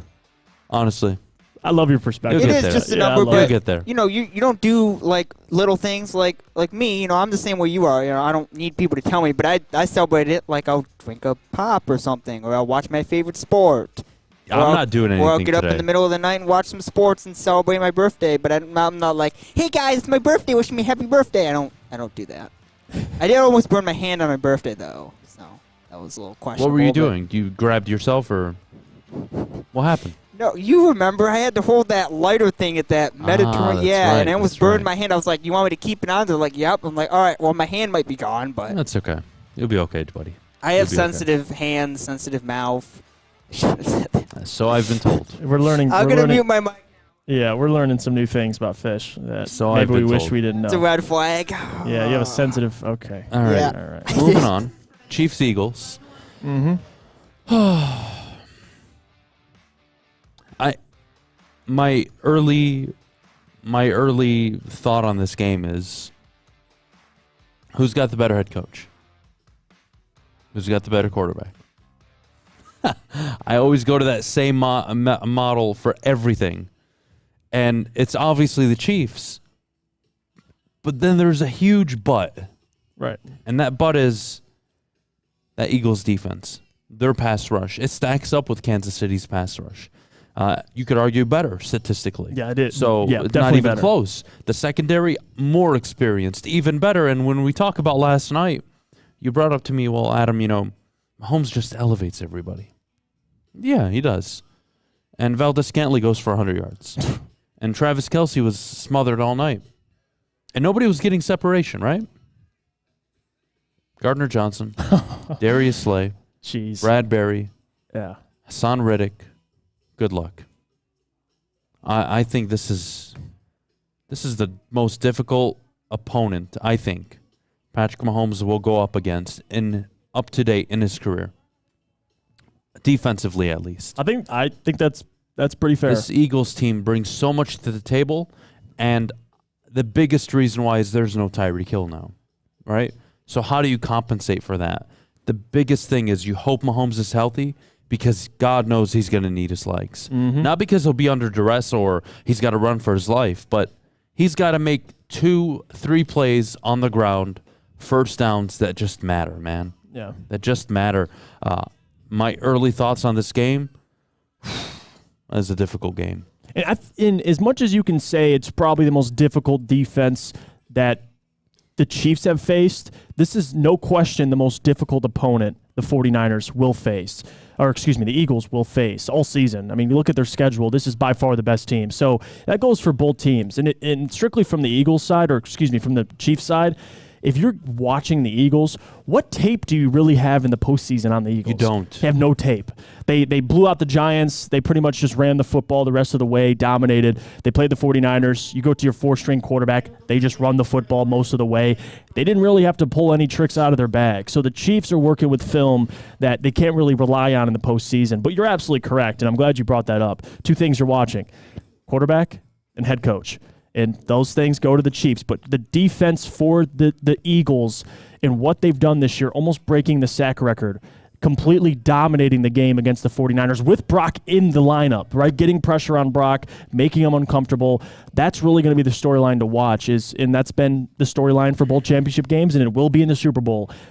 What happens in the trenches? Who's going to win the battle? The offensive line for the Chiefs, super underrated, one of the better offensive lines in the NFL. What do they do against this defensive front for the Eagles? That's the question. And how does Jalen Hurts play on this stage, on this platform with Chris Jones, Frank Clark trying to get after him? But the benefit is you have the Eagles offensive line who, oh my goodness, not only can they run the ball at will, they hardly give up any sacks. And with somebody as mobile as Jalen Hurts, unlike Burrow, who's not very mobile, he's going to be able to get out of the pocket and extend plays. But to your point about Tyreek Hill, I think that's the biggest thing. Because with Tyreek Hill, every defense, and they won 14 games even without him, just saying, but with Tyreek Hill, every defense, every game, you're keyed in on Tyreek. Where's Tyreek at? Now it's just Travis Kelce. You saw what the Bengals were able to do. Double Kelce, allow these guys to just try and get separation. And with the Eagles secondary, they can do that. They can double Travis Kelce and say, all right, Darius Slay, Bradbury, C.J. Gardner-Johnson, Go beat us, whoever plays, whether Juju plays, McCole Hardman, MVS, whoever it is. Go get separation. I dare you. It's going to be tough. So it's a real test for the Chiefs, and it might be, like you said, it might be the best defense he's ever faced. Can I ask you something? This is a legacy game for Mahomes. It really is. Can I ask you something? What's up? You know, you tried your best in the offseason last year to convince me about Jalen Hurts. And I said, Jeff, I don't know, man. I don't see it. You're like, Adam, look, year 1, year 2, he took a step forward. Watch out. Like, this is going to be a really good year for him. And you were right. But is he getting enough credit for what he's doing? Because to me, all I hear is this defense, A.J. Brown, Devontae Smith, Miles Sanders, Dallas Goedert. Right. I hear about everything that the Eagles have built. I hear nothing about what Jalen Hurts has provided them. And you know what? You want to say it was a gift that they played the Giants, a gift that they played the Niners without Brock Purdy? Sure, but are we undervaluing what Jalen Hurts is doing for this Eagles team? Absolutely, because you saw in what helped him, which is weird because you'd rather him be healthy, but what helped him is being hurt. Gardner Minshew comes in. I like Gardner Minshew. I think he's a pretty good backup. What they looked like without Jalen Hurts shows you how much value he has to the Eagles. And yes, the team is stacked. He has probably the best offensive line. He's got weapons galore. He's got, Shane Steichen, who's a great offensive coordinator. All of that is very, very true. But what Jalen Hurts is doing, not turning the ball over, being efficient, which he's been all year, his passer ratings improved from year to year. I think Jalen Hurts does get overlooked for what he's doing because put any other quarterback in that position. If you find the right one, they're going to succeed. But that's the point. The Eagles have found the right one. He's on a rookie deal. He's a second-round pick. And the progression of Jalen Hurts, I've been impressed with because I didn't see this. I thought the Eagles would be contenders, but how well he's playing and taking care of the football, all of that matters. So to Jalen Hurts' credit, yes, I do believe he gets a little underrated. And you saw the value when he was hurt. 14-1 as a starter. They win games with him. 3,700 yards, 67% completion percentage, 22 touchdowns, 6 interceptions in the air. And that's not even including the 760 he put on the ground, the 13 touchdowns he accounted for on the ground, and that doesn't take into consideration that, yes, we talk about Lamar Jackson running quarterbacks. Right. Justin Fields. Jalen Hurts is a pocket-first quarterback. Oh, he could throw. Yeah. Who they design runs for, yes. But they're not asking him to carry it 10 times a game. No. His average. Yeah. His average is what? Now, let me do the math. He averages 9 attempts a game. 9. I can live with that. I'd like it to be 7, but 9, no problem. A lot at the goal line, though. It's not like they're calling 1st and 10, 25-yard line, their own 25. Right. Hey, you know what? We're starting the game off with a Jalen Hurts run. No, they're dropping back. Dallas Goedert, Devontae Smith, A.J. Brown. Please. And had he not missed those games, he would have thrown for 4,000, and maybe he would have ran for 900, 950. Would have been close to 1,000. But unreal. And again, also to your point about what Jalen Hurts is doing, too, it's people, I think, look at Jalen Hurts and they look at the situation he's in and they try to devalue how much he means to the Eagles. I wouldn't go that route. Even Hurts and what he's doing, you talked about 9 rushing attempts, 10 rushing attempts. Him being an elite runner of the football, as much as he is a great quarterback, makes them even more of a threat offensively because it gets guys like Miles Sanders, Kenneth Gainwell, Boston Scott. Can you explain that to me? Because what does that mean? What? Well, what does that mean? It's all these guys around him. What does that mean? Did Tom Brady not ever have any help? I mean, especially in the early days. Yeah, you definitely had a ton of help. How about Patrick Mahomes in the early days on a rookie contract? I'm not going to blame him for the GM giving him talent. I can't do that. We're punishing quarterbacks because we're gonna knock Joe Burrow because he has a good defense, right? And Jamar Chase and T. Higgins. We're gonna knock. Give me an example. Josh Allen for having a good defense and a good offense, and Stephon Diggs. We're gonna knock Tom Brady. Kick rocks. What you need. Brock Purdy is another one. You find me a successful quarterback who doesn't have support. You go find me one. Go find me one, please. Go find me the quarterback that threw to Tom Kennedy, that threw to Quintez Cephas, had Jeff Okudah at corner, had Tease Tabor at linebacker. Go find me the Super Bowl winning team with that lineup. Go. I know. I don't get it. It's always something to knock people. It is what it is. I think Hurts has been exceptional, and how much you want to take the AV ratings that the NFL releases and players that brought the most value to their team. It's subjective a little bit, but who was up there among the league's best? Jalen Hurts. He was one of the 5 most valuable players this year in the NFL. If he didn't get hurt, man, it would have been a way closer race than just Mahomes' award. It really would. Even though I picked Mahomes to win MVP, I still think Hurts, he deserves a ton of credit, really. He's the oil that makes this engine go. He just is. Whether you want to say it's because he has talent around him or not, I think he deserves a ton of credit. Truthfully. Go watch an Eagles game before Jalen Hurts. Who were the 2 most approximate value leaders? Yeah, meaning the players that brought the most value to their teams this year. Think of them. So quarterbacks that brought the most value. Not quarterbacks. It's every position. Every position. Okay. Who brought the most impact, the most value to their team? It's Josh Allen and Jalen Hurts this year. And Jalen Hurts plays on an amazing team with an amazing defense and all these weapons. Yeah. But he was not Mahomes. Not your MVP, by the way. Who rightfully so is the MVP. But not your MVP. Jalen Hurts. Because total yardage, those guys combined. Roughly the same. Jude, yeah. Along with Mahomes. 13 rushing touchdowns this year. He makes them so efficient in the red zone, and we take that for granted because we're not used to it. When we're not used to, like, my quarterbacks need to drop back, throw the football. It's all great. But, man, when you can run the ball in 13 times in the red zone. Yeah. No, sign me up. You have that offensive line? Sign me up. Yeah, of course. I mean, kidding me? So Hurts, man, the run he's been on. He's been phenomenal. He's been phenomenal. In his development, I think, is the most impressive. Last year, being blown out in the playoffs. And I thought that would at least sit in his head. I don't want to take away from this year. I don't.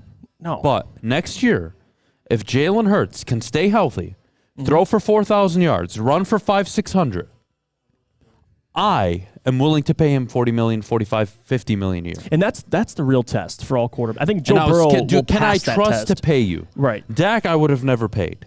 Kirk, I will never pay. No. Some of the quarterbacks on the fringe, Kyler, I would not pay. But Jalen Hurts, I would, if I'm honest with you, with what I have now, I'd go to him and say, Jalen, look, I can't make you the highest paid quarterback. I want to. Yeah. But I want to keep some of these guys, some guys too. we got to retain. And if he's not entertaining it, then that's a tough one. That's why I want to say next year, let's see if he can go out and throw for 4,000 yards, throw for 27, 28 touchdowns. And let's take back 2-3 carries a game from him, please, that are designed. Off-the-cuff ones, I don't mind. Right. You break the pocket, you make a play, I don't mind. But let's not design him in anywhere other than the goal line. Fair? Then I can live with it. Yeah. We'll take a break. When we get back, a few Lions players are going to the Pro Bowl now that the Eagles are heading to the Super Bowl. We'll talk about that next, coming up. But before we do, Jeff, our good friends over at the Sports Marketing Agency. Well, let me tell you about them. The Sports Marketing Agency helps spread awareness about mental health and substance abuse. Their new podcast, This is the S Word, helps fight the stigma about seeking help. If you or someone you know is struggling, head to thesportsma.com for more information. Love Woodward Sports? Love wearing clothes? Then you should be wearing Woodward Sports clothes. Check out our full line of merch at woodwardsports.com. Just click on Shop. We have all your favorite designs, like Dan Campbell kneecaps, Beverly Hills Golf, Woodward Golf, and of course, our own logoed out merchandise. Men, women, infants, kids all love Woodward Sports. Impress your friends. Impress your boss. Impress your dog. Buy Woodward Sports merch today. Introducing the Planet Fitness Guide to getting that post-workout glow. Step 1. What's your why? More epic energy? Better sleep? Blow off steam? Step 2. Join Planet Fitness for just $10 a month and get moving in our clean and spacious clubs. Step 3. Bask in that post-workout glow. Join Planet Fitness today for just $10 a month. Join today at any of the 50-plus Detroit area locations.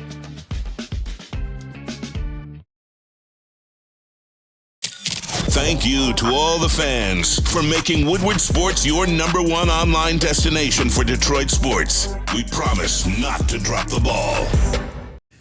Fulling Warehouse in Hamtramck is the home of the original football bowling game. 2 to play for $12, the unlimited open play, or you could pay $120 for a lane reservation for up to 10 people. $2 mystery beer machine, full bar. Check it all out. FullingWarehouse.com.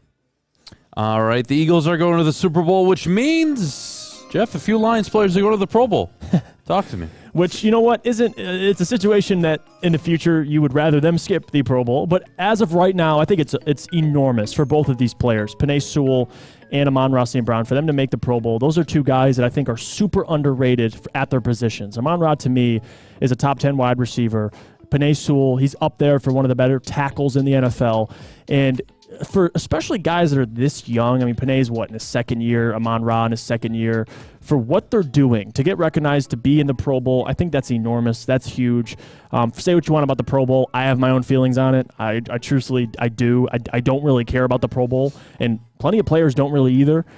But for situations like this, it means something. I do. I think it's significant. It really shows that what Brad's doing, building this team, their foundational players that you want a part of this organization when you're winning games, for them to be recognized as a Pro Bowl, I think that's extremely significant. And I think Amon-Ra, when he was first announced as an alternate, I had my feelings on it. I think Terry McLaurin's a really good wide receiver, but in the year Amon-Ra had, he just deserved to be in there over Terry. No offense to Terry McLaurin. But the fact that he's going to make it now, I think it's a great sign of progress. It really is. And it's credit to Brad Holmes. I mean, really, Penei Sewell to fall to him, to take him at 7, and then Amon-Ra to find him in the 4th round. He was like how many receivers were taken in front of him? It was like 10, 11 receivers, whatever the number is. I think it's big. Although in the future you'd rather not be at the Pro Bowl, you want to be in the Super Bowl. For right now, you'll take these victories. So you really will. With all due respect, when we put this on the rundown, I knew we had to talk about it because you have to. Yeah, you can't not, right? It matters. But I don't give a shit. I don't care about the Pro Bowl.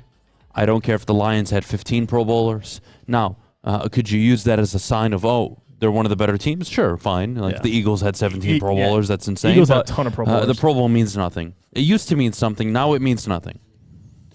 So I don't care, especially when you're a second, third alternate making the Pro Bowl. I find that stupid. Did you see that stat with all the injuries at quarterbacks? Tyler Huntley might make the Pro Bowl. What the hell's going on here? At the end of the day, I look at all pros. Yeah, that's all the big pro one. is the new Pro Bowl. Yeah, it's now basically both. If you're an all-pro, you were the best at your position, and you should be in the Pro Bowl. Yeah. The Pro Bowl used to be about the best players in the NFL. Now it's about voting. Now it's about, I don't feel like going. Well, I don't want to go, so I don't give a fuck. Make sense? I just don't. Yeah. I just don't. And I love this comment, too, by my guy. I got to find it, because I think it was a great point. It's hold on. What are you looking I think for? It was MFN Jester. He put, he said here, I don't care about the Pro Bowl, but I care about how many they've made by the end of their career. Yeah, but you can't anymore. Listen, it used to be like that. Guys that make when the Hall we used of to talk Fame. about Hall of Fame, I know. It used to be they were a 7-time Pro Bowler, Yes. 4-time All-Pro, led the league in tackles 4 years. Now it's, here's their stats. This is how many All-Pros they made. Here's the pro season. You got success. a Super Bowl That's or no? it. Yeah, you're looking at. Nobody cares about the Pro Bowl anymore. It's been devalued so much. It's grossly watered down now. Yeah. It's just not. It's like Ray Lewis, Champ Bailey, Barry Sanders, just to name a few guys. Like when you look at the resume and you see Pro Bowls, it meant something. It used to mean something. Now it means nothing. It means nothing now. The only thing I pay attention to and I enjoy watching are the skills competition. I don't even watch the Pro Bowl. I don't even watch game. the Pro Bowl. That's it. I don't watch the skills competition. I don't watch any of it. I haven't watched a single Pro Bowl. Since when? Since Barry Sanders scampered in. Oh my in gosh. 1990. Yeah, I haven't watched a full Pro Bowl either. 98. That was, I think, my first Pro Bowl I watched and my last. Man. Who watches the Pro Bowl? No, I agree. Listen, I got my... I've seen some highlights. Sean Taylor lighting up a punter. That was amazing. Yeah, but I've seen some highlights. That's stuff you see but on... like watching it, taking time out of my day. Yeah, I'm going to sit down, honey. Shut the hell up. I'm going to watch the Pro Bowl today. No, the hell I'm not. Nope. Yeah. And Jack put it perfectly, WoodwardSports.com. He says, Pro Bowl equals popularity contest. Isn't it like majority, it's fan votes? It's like 50% fans, That's the point. 25% So to me, players, all 25% pros are all coaches. that matters now. Yeah. So if you're all pro first and second team, that to me is what used to be the Pro Bowl. Now that's what I look for. If you were all pro 7 out of your 13 years in the league, damn, you were good. You know? That's it. Pro Bowl. Miss me with it. Tyler Huntley going to be a Pro Bowler soon. I thought that was hilarious with all the injuries. Tyler Huntley might make an appearance. I think that just kind of echoes your point and your sentiment. It's like, it is what it is, but regardless, it'll be on these guys' resume. Yay. So, say what you want. I'm not watching it, but significant for those guys. That's like me showing up on the, I don't even know list. Any list. That's irrelevant. Yeah, it's like MVP of Woodward Sports. You're the MVP. What does that mean? Like, obviously, I'm going to be there. Wow. Yay. What does that mean? Yeah. Ooh. What does that do for me? What does that do for me? Oh, Adam, you're one of the 35 best employees at Woodward Sports. Cool. We have 35 employees. Hey. Fucking Pat on the making back. it. Like, Let's clap it up for Pat on the Adham. back. There we go. Pro Bowl. What a joke. It really what is. a joke award. You know what? I want to put a poll in the chat before we go to break, too. I want to see how many people are interested in watching the Pro Bowl, and I think I know it. It's going to be 80-20. And that skills 90-10. competition. Lucky to get 20% of the people that would watch it.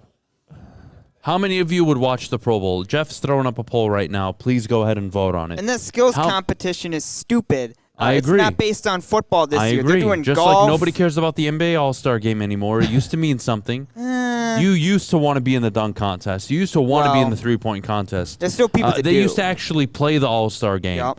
Now it's nothing. The NHL All-Star Game, it's a joke. The skills competition, a little better. The MLB This All-Star Friday, Game by is the the way. only thing meaningful because home field advantage is dictated in an All-Star Game. Yeah. So what do we do? Yeah. Are you watching the Pro Bowl? Yes or hell no? 93% hell. Yeah. I'm not surprised. So bad. I told you you'd be lucky to get 20%. And the only thing that made the NBA All-Star Game Was the stars. And the captains. Stars aren't even showing up? The captains selecting the teams. That was it. I mean, the actual game itself. I think the All-Star Game now is a joke. The whole the actual captain stuff. game itself, there's I mean, those guys aren't even. I agree with KP from 3. I'd rather watch a Madden simulated Pro Bowl. I swear to you, I would rather do the same. Yeah. Turn on all Madden. They did have that Put it one on year. all Madden setting. Get 2 Pro Bowl teams in there. Get your popcorn. Get my popcorn. Set it up. Put it on the side camera view and just watch. Yeah, you might have a better product. You really will.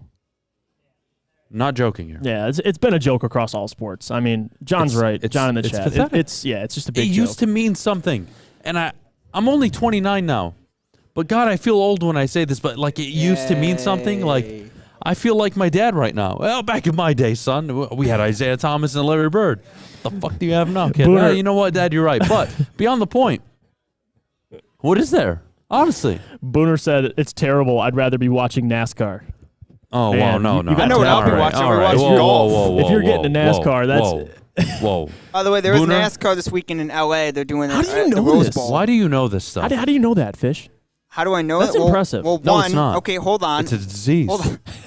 It's a disease. One, I'm a nerd and I know a lot of sports things. 2, if you watch the NFC Championship game, which it sounds like you did not, or you turned it off halfway through, they had like 50 adverts for the NASCAR thing because it's on Fox, it's in LA next week, and they're promoting the hell out of it, which I didn't like it last year.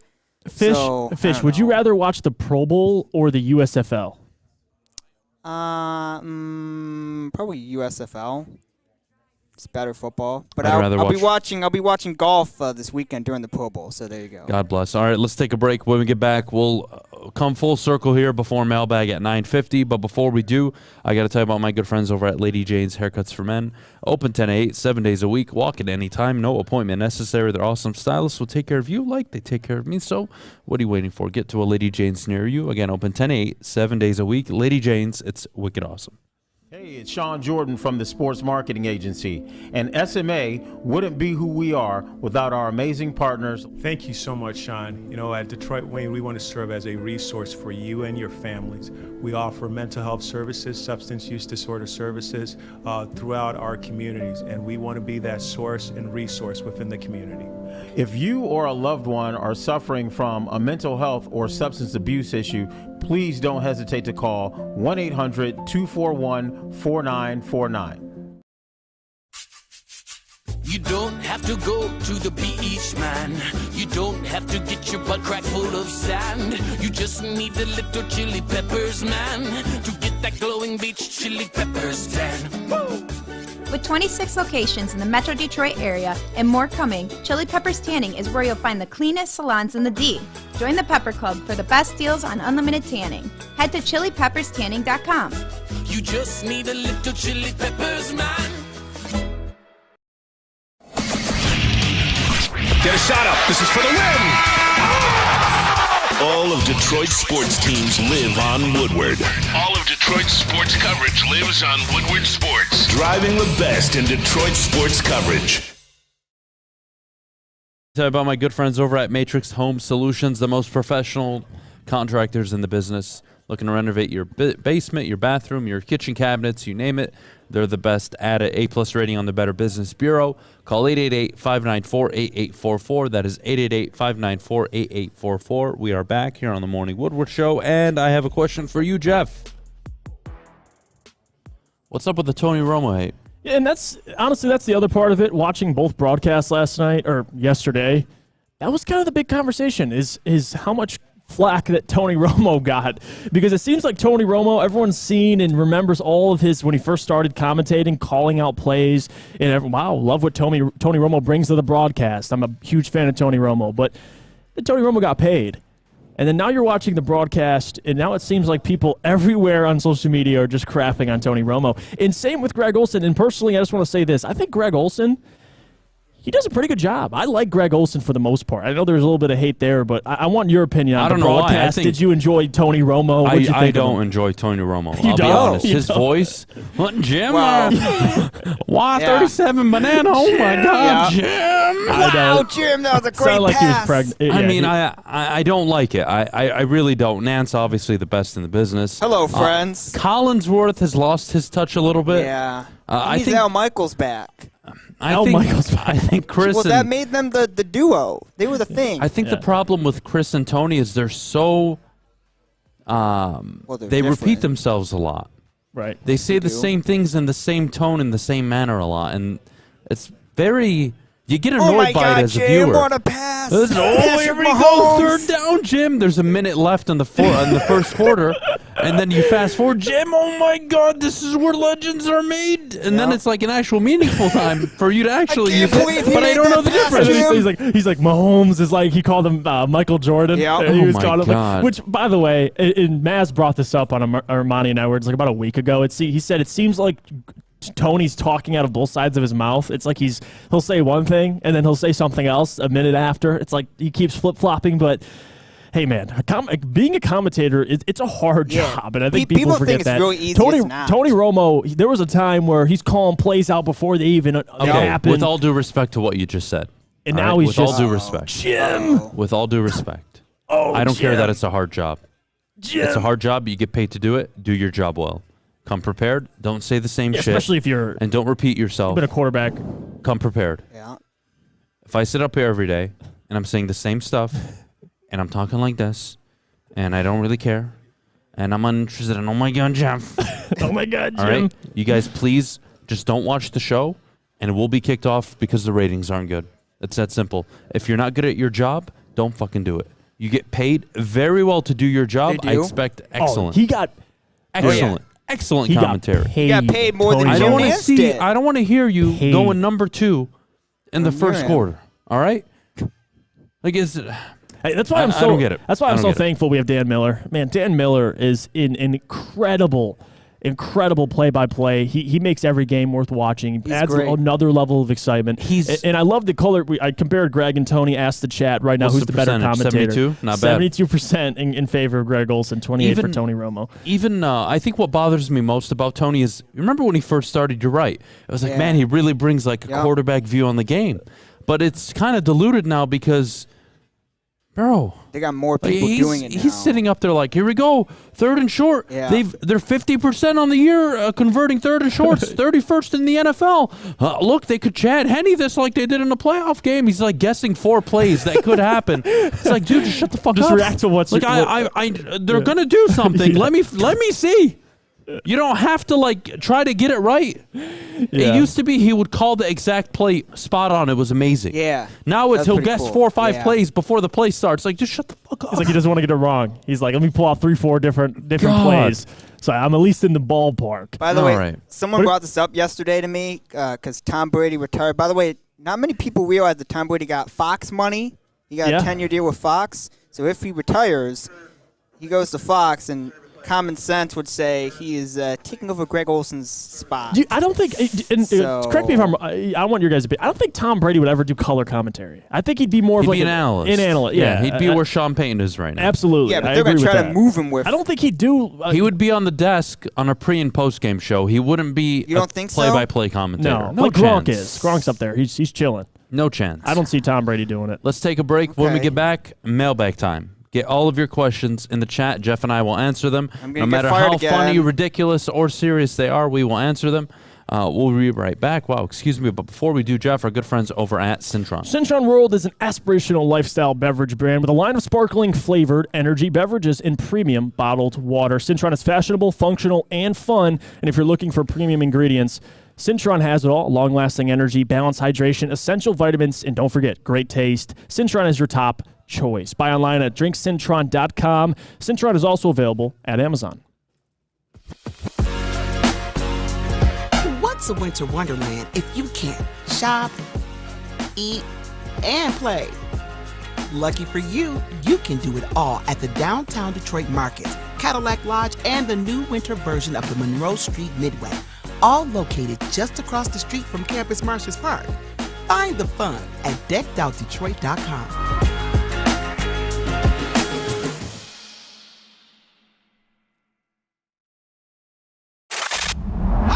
Woodward Sports? Love wearing clothes? Then you should be wearing Woodward Sports clothes. Check out our full line of merch at woodwardsports.com. Just click on Shop. We have all your favorite designs, like Dan Campbell kneecaps, Beverly Hills Golf, Woodward Golf, and of course, our own logoed out merchandise. Men, women, infants, kids all love Woodward Sports. Impress your friends. Impress your boss. Impress your dog. Buy Woodward Sports merch today. We don't like to brag that we are the toughest sports network in Detroit, but we do have a guy named Darren McCarty on our side. Lemieux and McCarty, who've had a good knockdown drag up. There they go, right on the whistle. They were talking to one another. Woodward Sports. At Alta, uptime matters. Alta Equipment has everything you need to get the job done. If you have a big project coming up, Alta Rent has you covered. Call them today, 844-GO-TO-ALTA. That's 844-GO-TO-ALTA today. Yay. All right. Happy birthday, Adam Beydoun. Yay. Yep, thank you.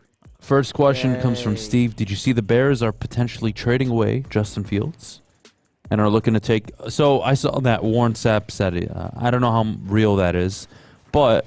I agree, man. Yeah, I don't hate it. I really don't. I don't hate it, but you need so many things that, unless you're drafting a Trevor Lawrence or Andrew Luck, are they really going to be able to go in there and succeed right away? I don't think so. So tough situation. I think you got to sell the idea that you would take one, but I would rather spend the next 2 years building a competitive team and then trying to get my quarterback, unless I think Bryce Young's a franchise, which I don't.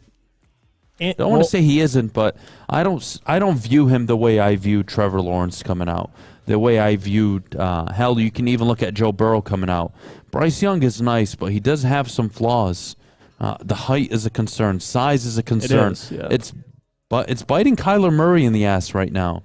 So let's see how it plays out. But the only part I do get is resetting that rookie contract. If you draft Bryce, there you go. Yeah, but already 2 years in with a running back, basically.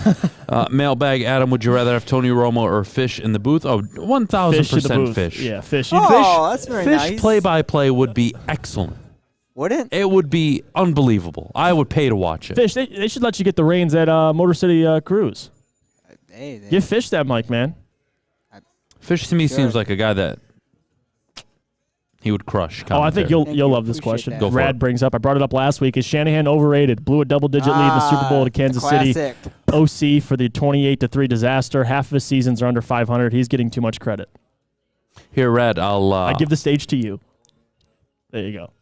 Rad, by no definition of success, is a guy who's been to 3 of the last 4 NFC Championship games with 2 different quarterbacks, with 7 during that span through regular and postseason. Is overrated. It's not real. I'll tell you this. There's only... If Kyle Shanahan became available as a head coach, every team in the NFC outside of the Rams, every team in the NFC outside of the Rams, the Eagles, would hire and replace their current head coach. I'd be willing to bet any money on that. You said the Chiefs, Rams, and Eagles. Just I'm only talking about the NFC. Oh, the NFC. Yeah, you're right about that. Yeah, you're right about that. Kyle Shanahan is the furthest thing from overrated. Yeah. To win with what he's won with the quarterback play he's had to deal with the constant injuries at quarterback, and you like to, you won't acknowledge Elijah Mitchell going down or George Kittle going down or Nick Bosa being out. We won't acknowledge this stuff. Not just this year. I'm talking years prior, where he's been able to win and where he had a double-digit lead going into the fourth quarter against the best quarterback in the NFL, the best coach in the NFL, Andy Reid and Patrick Mahomes. Right. So, miss me with the idea that he's overrated. He's not. He's one of the 3-4 best coaches in the NFL. Mailbag, if Aaron Glenn leaves, do you think the Lions will be looked at to who do you think the Lions will look at to take over as the DC? I mean, I don't think he's leaving, so I think he's going to be here. So, I don't know. See, Rad, this is where you and I disagree. The GM deserves the credit. You're wrong. Because this is the first year where you could actually make a case to me, wow, the San Francisco roster is unbelievable top to bottom. But go back to that first Super Bowl roster with Jimmy Garoppolo and who he was throwing to offensively and who their running backs were. And they had a young Nick Bosa in his second year. Or I believe his first year. Was Nick Bosa in the Super Bowl his first or second year? I want to say his first. Could be wrong. They drafted him 2 overall. And then they went to the Super Bowl. Yep, after that 3-13-1 season. So, no. You don't get to do that. This year, you can talk to me about the GM doing a hell of a job, putting so much talent. But he's still winning with a third-string fucking quarterback. 7-1 with a third string. 7-1 with a third-string quarterback. I don't know many coaches that could do that. Now, some coaches I think would go 4-3 or, maybe not 4-3, 4-4 or 5-3. That would be good. He went 7-1. It's ridiculous. And his one loss was on the road against the best team in the NFC, with the best roster in the NFC. With his fourth-string quarterback. With no quarterback. No quarterback because they couldn't throw the ball. Yeah. Overrated. One of the best 5 receiving rooms, top 5 tight end. Tim Darga asked Mailbag, I got the Eagles by a field goal. What about you guys? We'll wait on that, the predictions. We'll save that for... Deebo Samuel is not a top wide receiver on most NFL teams. He's not the definition of a number 1 wide receiver. He's not a guy that's going to go out there 90 catches, 1,400 yards, 11 touchdowns. That's not what Deebo Samuel is. He did it last year. Now, he is a wide receiver. Don't get me wrong. He's not. He is a top receiver. But because of Kyle Shanahan's system, he is. Yeah, they use him a lot of different ways. You go put him in a system, let's say, replace him and Stephon Diggs. You think Josh Allen is as successful? No, I think Stephon is the qualities that Deebo brings are brought out because of Kyle Shanahan and his ability to run the ball. Yeah. But whatever. Like Funky says, he's a gadget. He's a gadget guy. Mailbag, bring back Sue next year to help with the young guys. I love that Sue stuff, man. Sue, did you watch Sue? Did you watch the play where... Yeah, he almost broke his arm. I know. Yeah, he's scary. But that pass that Josh wasn't Johnson. really a pass. Yeah, it was just kind of flung up in the air. Darius Slay almost picked it off. Seeing those two work in correlation, I just sat there just shaking my head. Who should start next year, Purdy or Lance for San Francisco? I mean, it depends. Whoever wins the quarterback battle, they're going to do it at training camp before the season. So I would say Lance, but... What about Derek Carr? For the 49ers? Yeah. Why don't you go out and get an actual quarterback instead of playing fuckery? Yeah. And having Jimmy Garoppolo, Trey Lance, and Brock Purdy as your quarterback. I could see Derek Carr I could see him winning some games and then just playoffs come and... Yeah, maybe, but this is the problem. Not everybody can afford the luxury of drafting a quarterback, right? Yeah. And the Niners tried, and they whiffed. They whiffed on Trey Lance, and they're going to pay for it eventually. But we don't talk about the GM doing that, by the way, because last I checked, the GM wanted Trey Lance, and the head coach wanted Mac Jones. Man, imagine, I think Mac Jones and the 49ers would have done all of this and some. Yeah, I agree. It's just funny to me. Mailbag Jake Dodds asks, with our first pick, I actually like defensive line that would secure us an elite D-line for years to come. How do you guys feel about that? We love it. You know how we feel on the show about D-lines. So any edge rusher, we're all for. Even if you have Houston, Hutchinson, you can't get enough of them. I mean, really. Mailbag Jesse says, talent. Adam, you tell us, don't you tell us to have patience, but then why do we have it in college football? College football is so different than the NFL. Now, I think in today's college football, now you're seeing, I can turn it around in a year if you're a great head coach. Harbaugh showed up, even in his day, 10-win team year one. Lincoln Riley, 18 transfers. On the verge of a college football playoff year one. NFL it is doable. It's just not at the same rate as it is in the NFL. And in college, it's just it's a long-term game. You know who echoes what you're saying? Matt Rule. He went on the podcast after he was fired, and he said, I tried to build the Panthers like college. You can't do that. And he got fired because of it. He said, I wish I would have known I had 2.5 years. I would have sped this thing up. Well, he can say that, NFL. but he's wrong. It's not that you have 2.5 years. It's that you can do it in 2.5 years. And he said it's not that you have the time. He did say it's that in the NFL you can. Right. Because a 7th-round pick can be your starting running back. A 4th-round pick can be an all-pro corner. A 3rd-round pick can be an all-pro wide receiver. Yeah. That's why. What other questions do we have in here? Mailbag Jesse asks, we can all admit Brittany Mahomes and Jackson Mahomes are the worst. Who's more cringe, Brittany or Kelly Stafford? Oh, Brittany. Yeah, Brittany. that's no brainer. Honestly, Mailbag, when is Ryan Terrell getting called up? I don't know. I like Ryan Terrell, by the way. I know Fish gets to see him a lot. He gives me all the Ryan Terrell updates, but yeah, not on this roster. He is not getting called up. Yeah, what are you going to do? Mailbag, when will you guys give record predictions for next football season? May, June? Yeah, we'll probably wait. I would say probably 2-3 weeks after the draft. Yeah, maybe. then we'll start talking about early May. Yeah, May. You got to see how this roster shapes up first. You still want to look at free agency. You don't want to come out and say 11-6, and then they make a splash free agent signing. Then you have to change it. Yeah. Or somebody gets hurt, and then you have to change it again. It's just. Save it for next year, guys. Jesse, we're almost there. Mailbag, do you view the Bills and 49ers losses the same? What I mean by that is both teams are going to have a good amount of roster change plus with money problems. Oh, yeah. The benefit the Bills have is they have their quarterback. The benefit the Niners have is they have Kyle Shanahan, and he'll work with anything. And you can lose 2 defensive pieces and still be fine. At the end of the day, they need a quarterback, and they need to invest everything in getting that pick right, whether it's Aaron Rodgers, Derek Carr, drafting a quarterback, I don't care. The Niners need to go out and make sure they have a quarterback going into next season. A healthy one, I should say. Mailbag, thoughts on Emmanuel Mosley coming to the Lions? And that's another thing we'll talk about, too. Corners, free agent corners. We'll preview all of that. There's some good guys out there. We got a lot of time for that, guys. Yeah, we're going to get into all that. What do y'all think of Kendre Miller from the running back from TCU? He's fine. He's fine. Guys, you're taking a running back in the 5th, 6th round. Yeah, I don't think anytime sooner. I don't think it's Bijan Robinson either. I think that's a joke. I just don't see that happening. I don't. What other questions do we have here? Deuce Vaughn from Kansas State. I like him too. He's a guy that probably goes in the 7th round because of his so size. Small, yeah. And we're going to be talking about him next year as this year's Isaiah Pacheco. 7th round pick, explosive, physical, runs hard. Watch out. Do you watch Isaiah Pacheco run? And you see it reminds me of Adrian Peterson a little bit. That little gallop, that horse gallop. Yeah, I know. It's funny.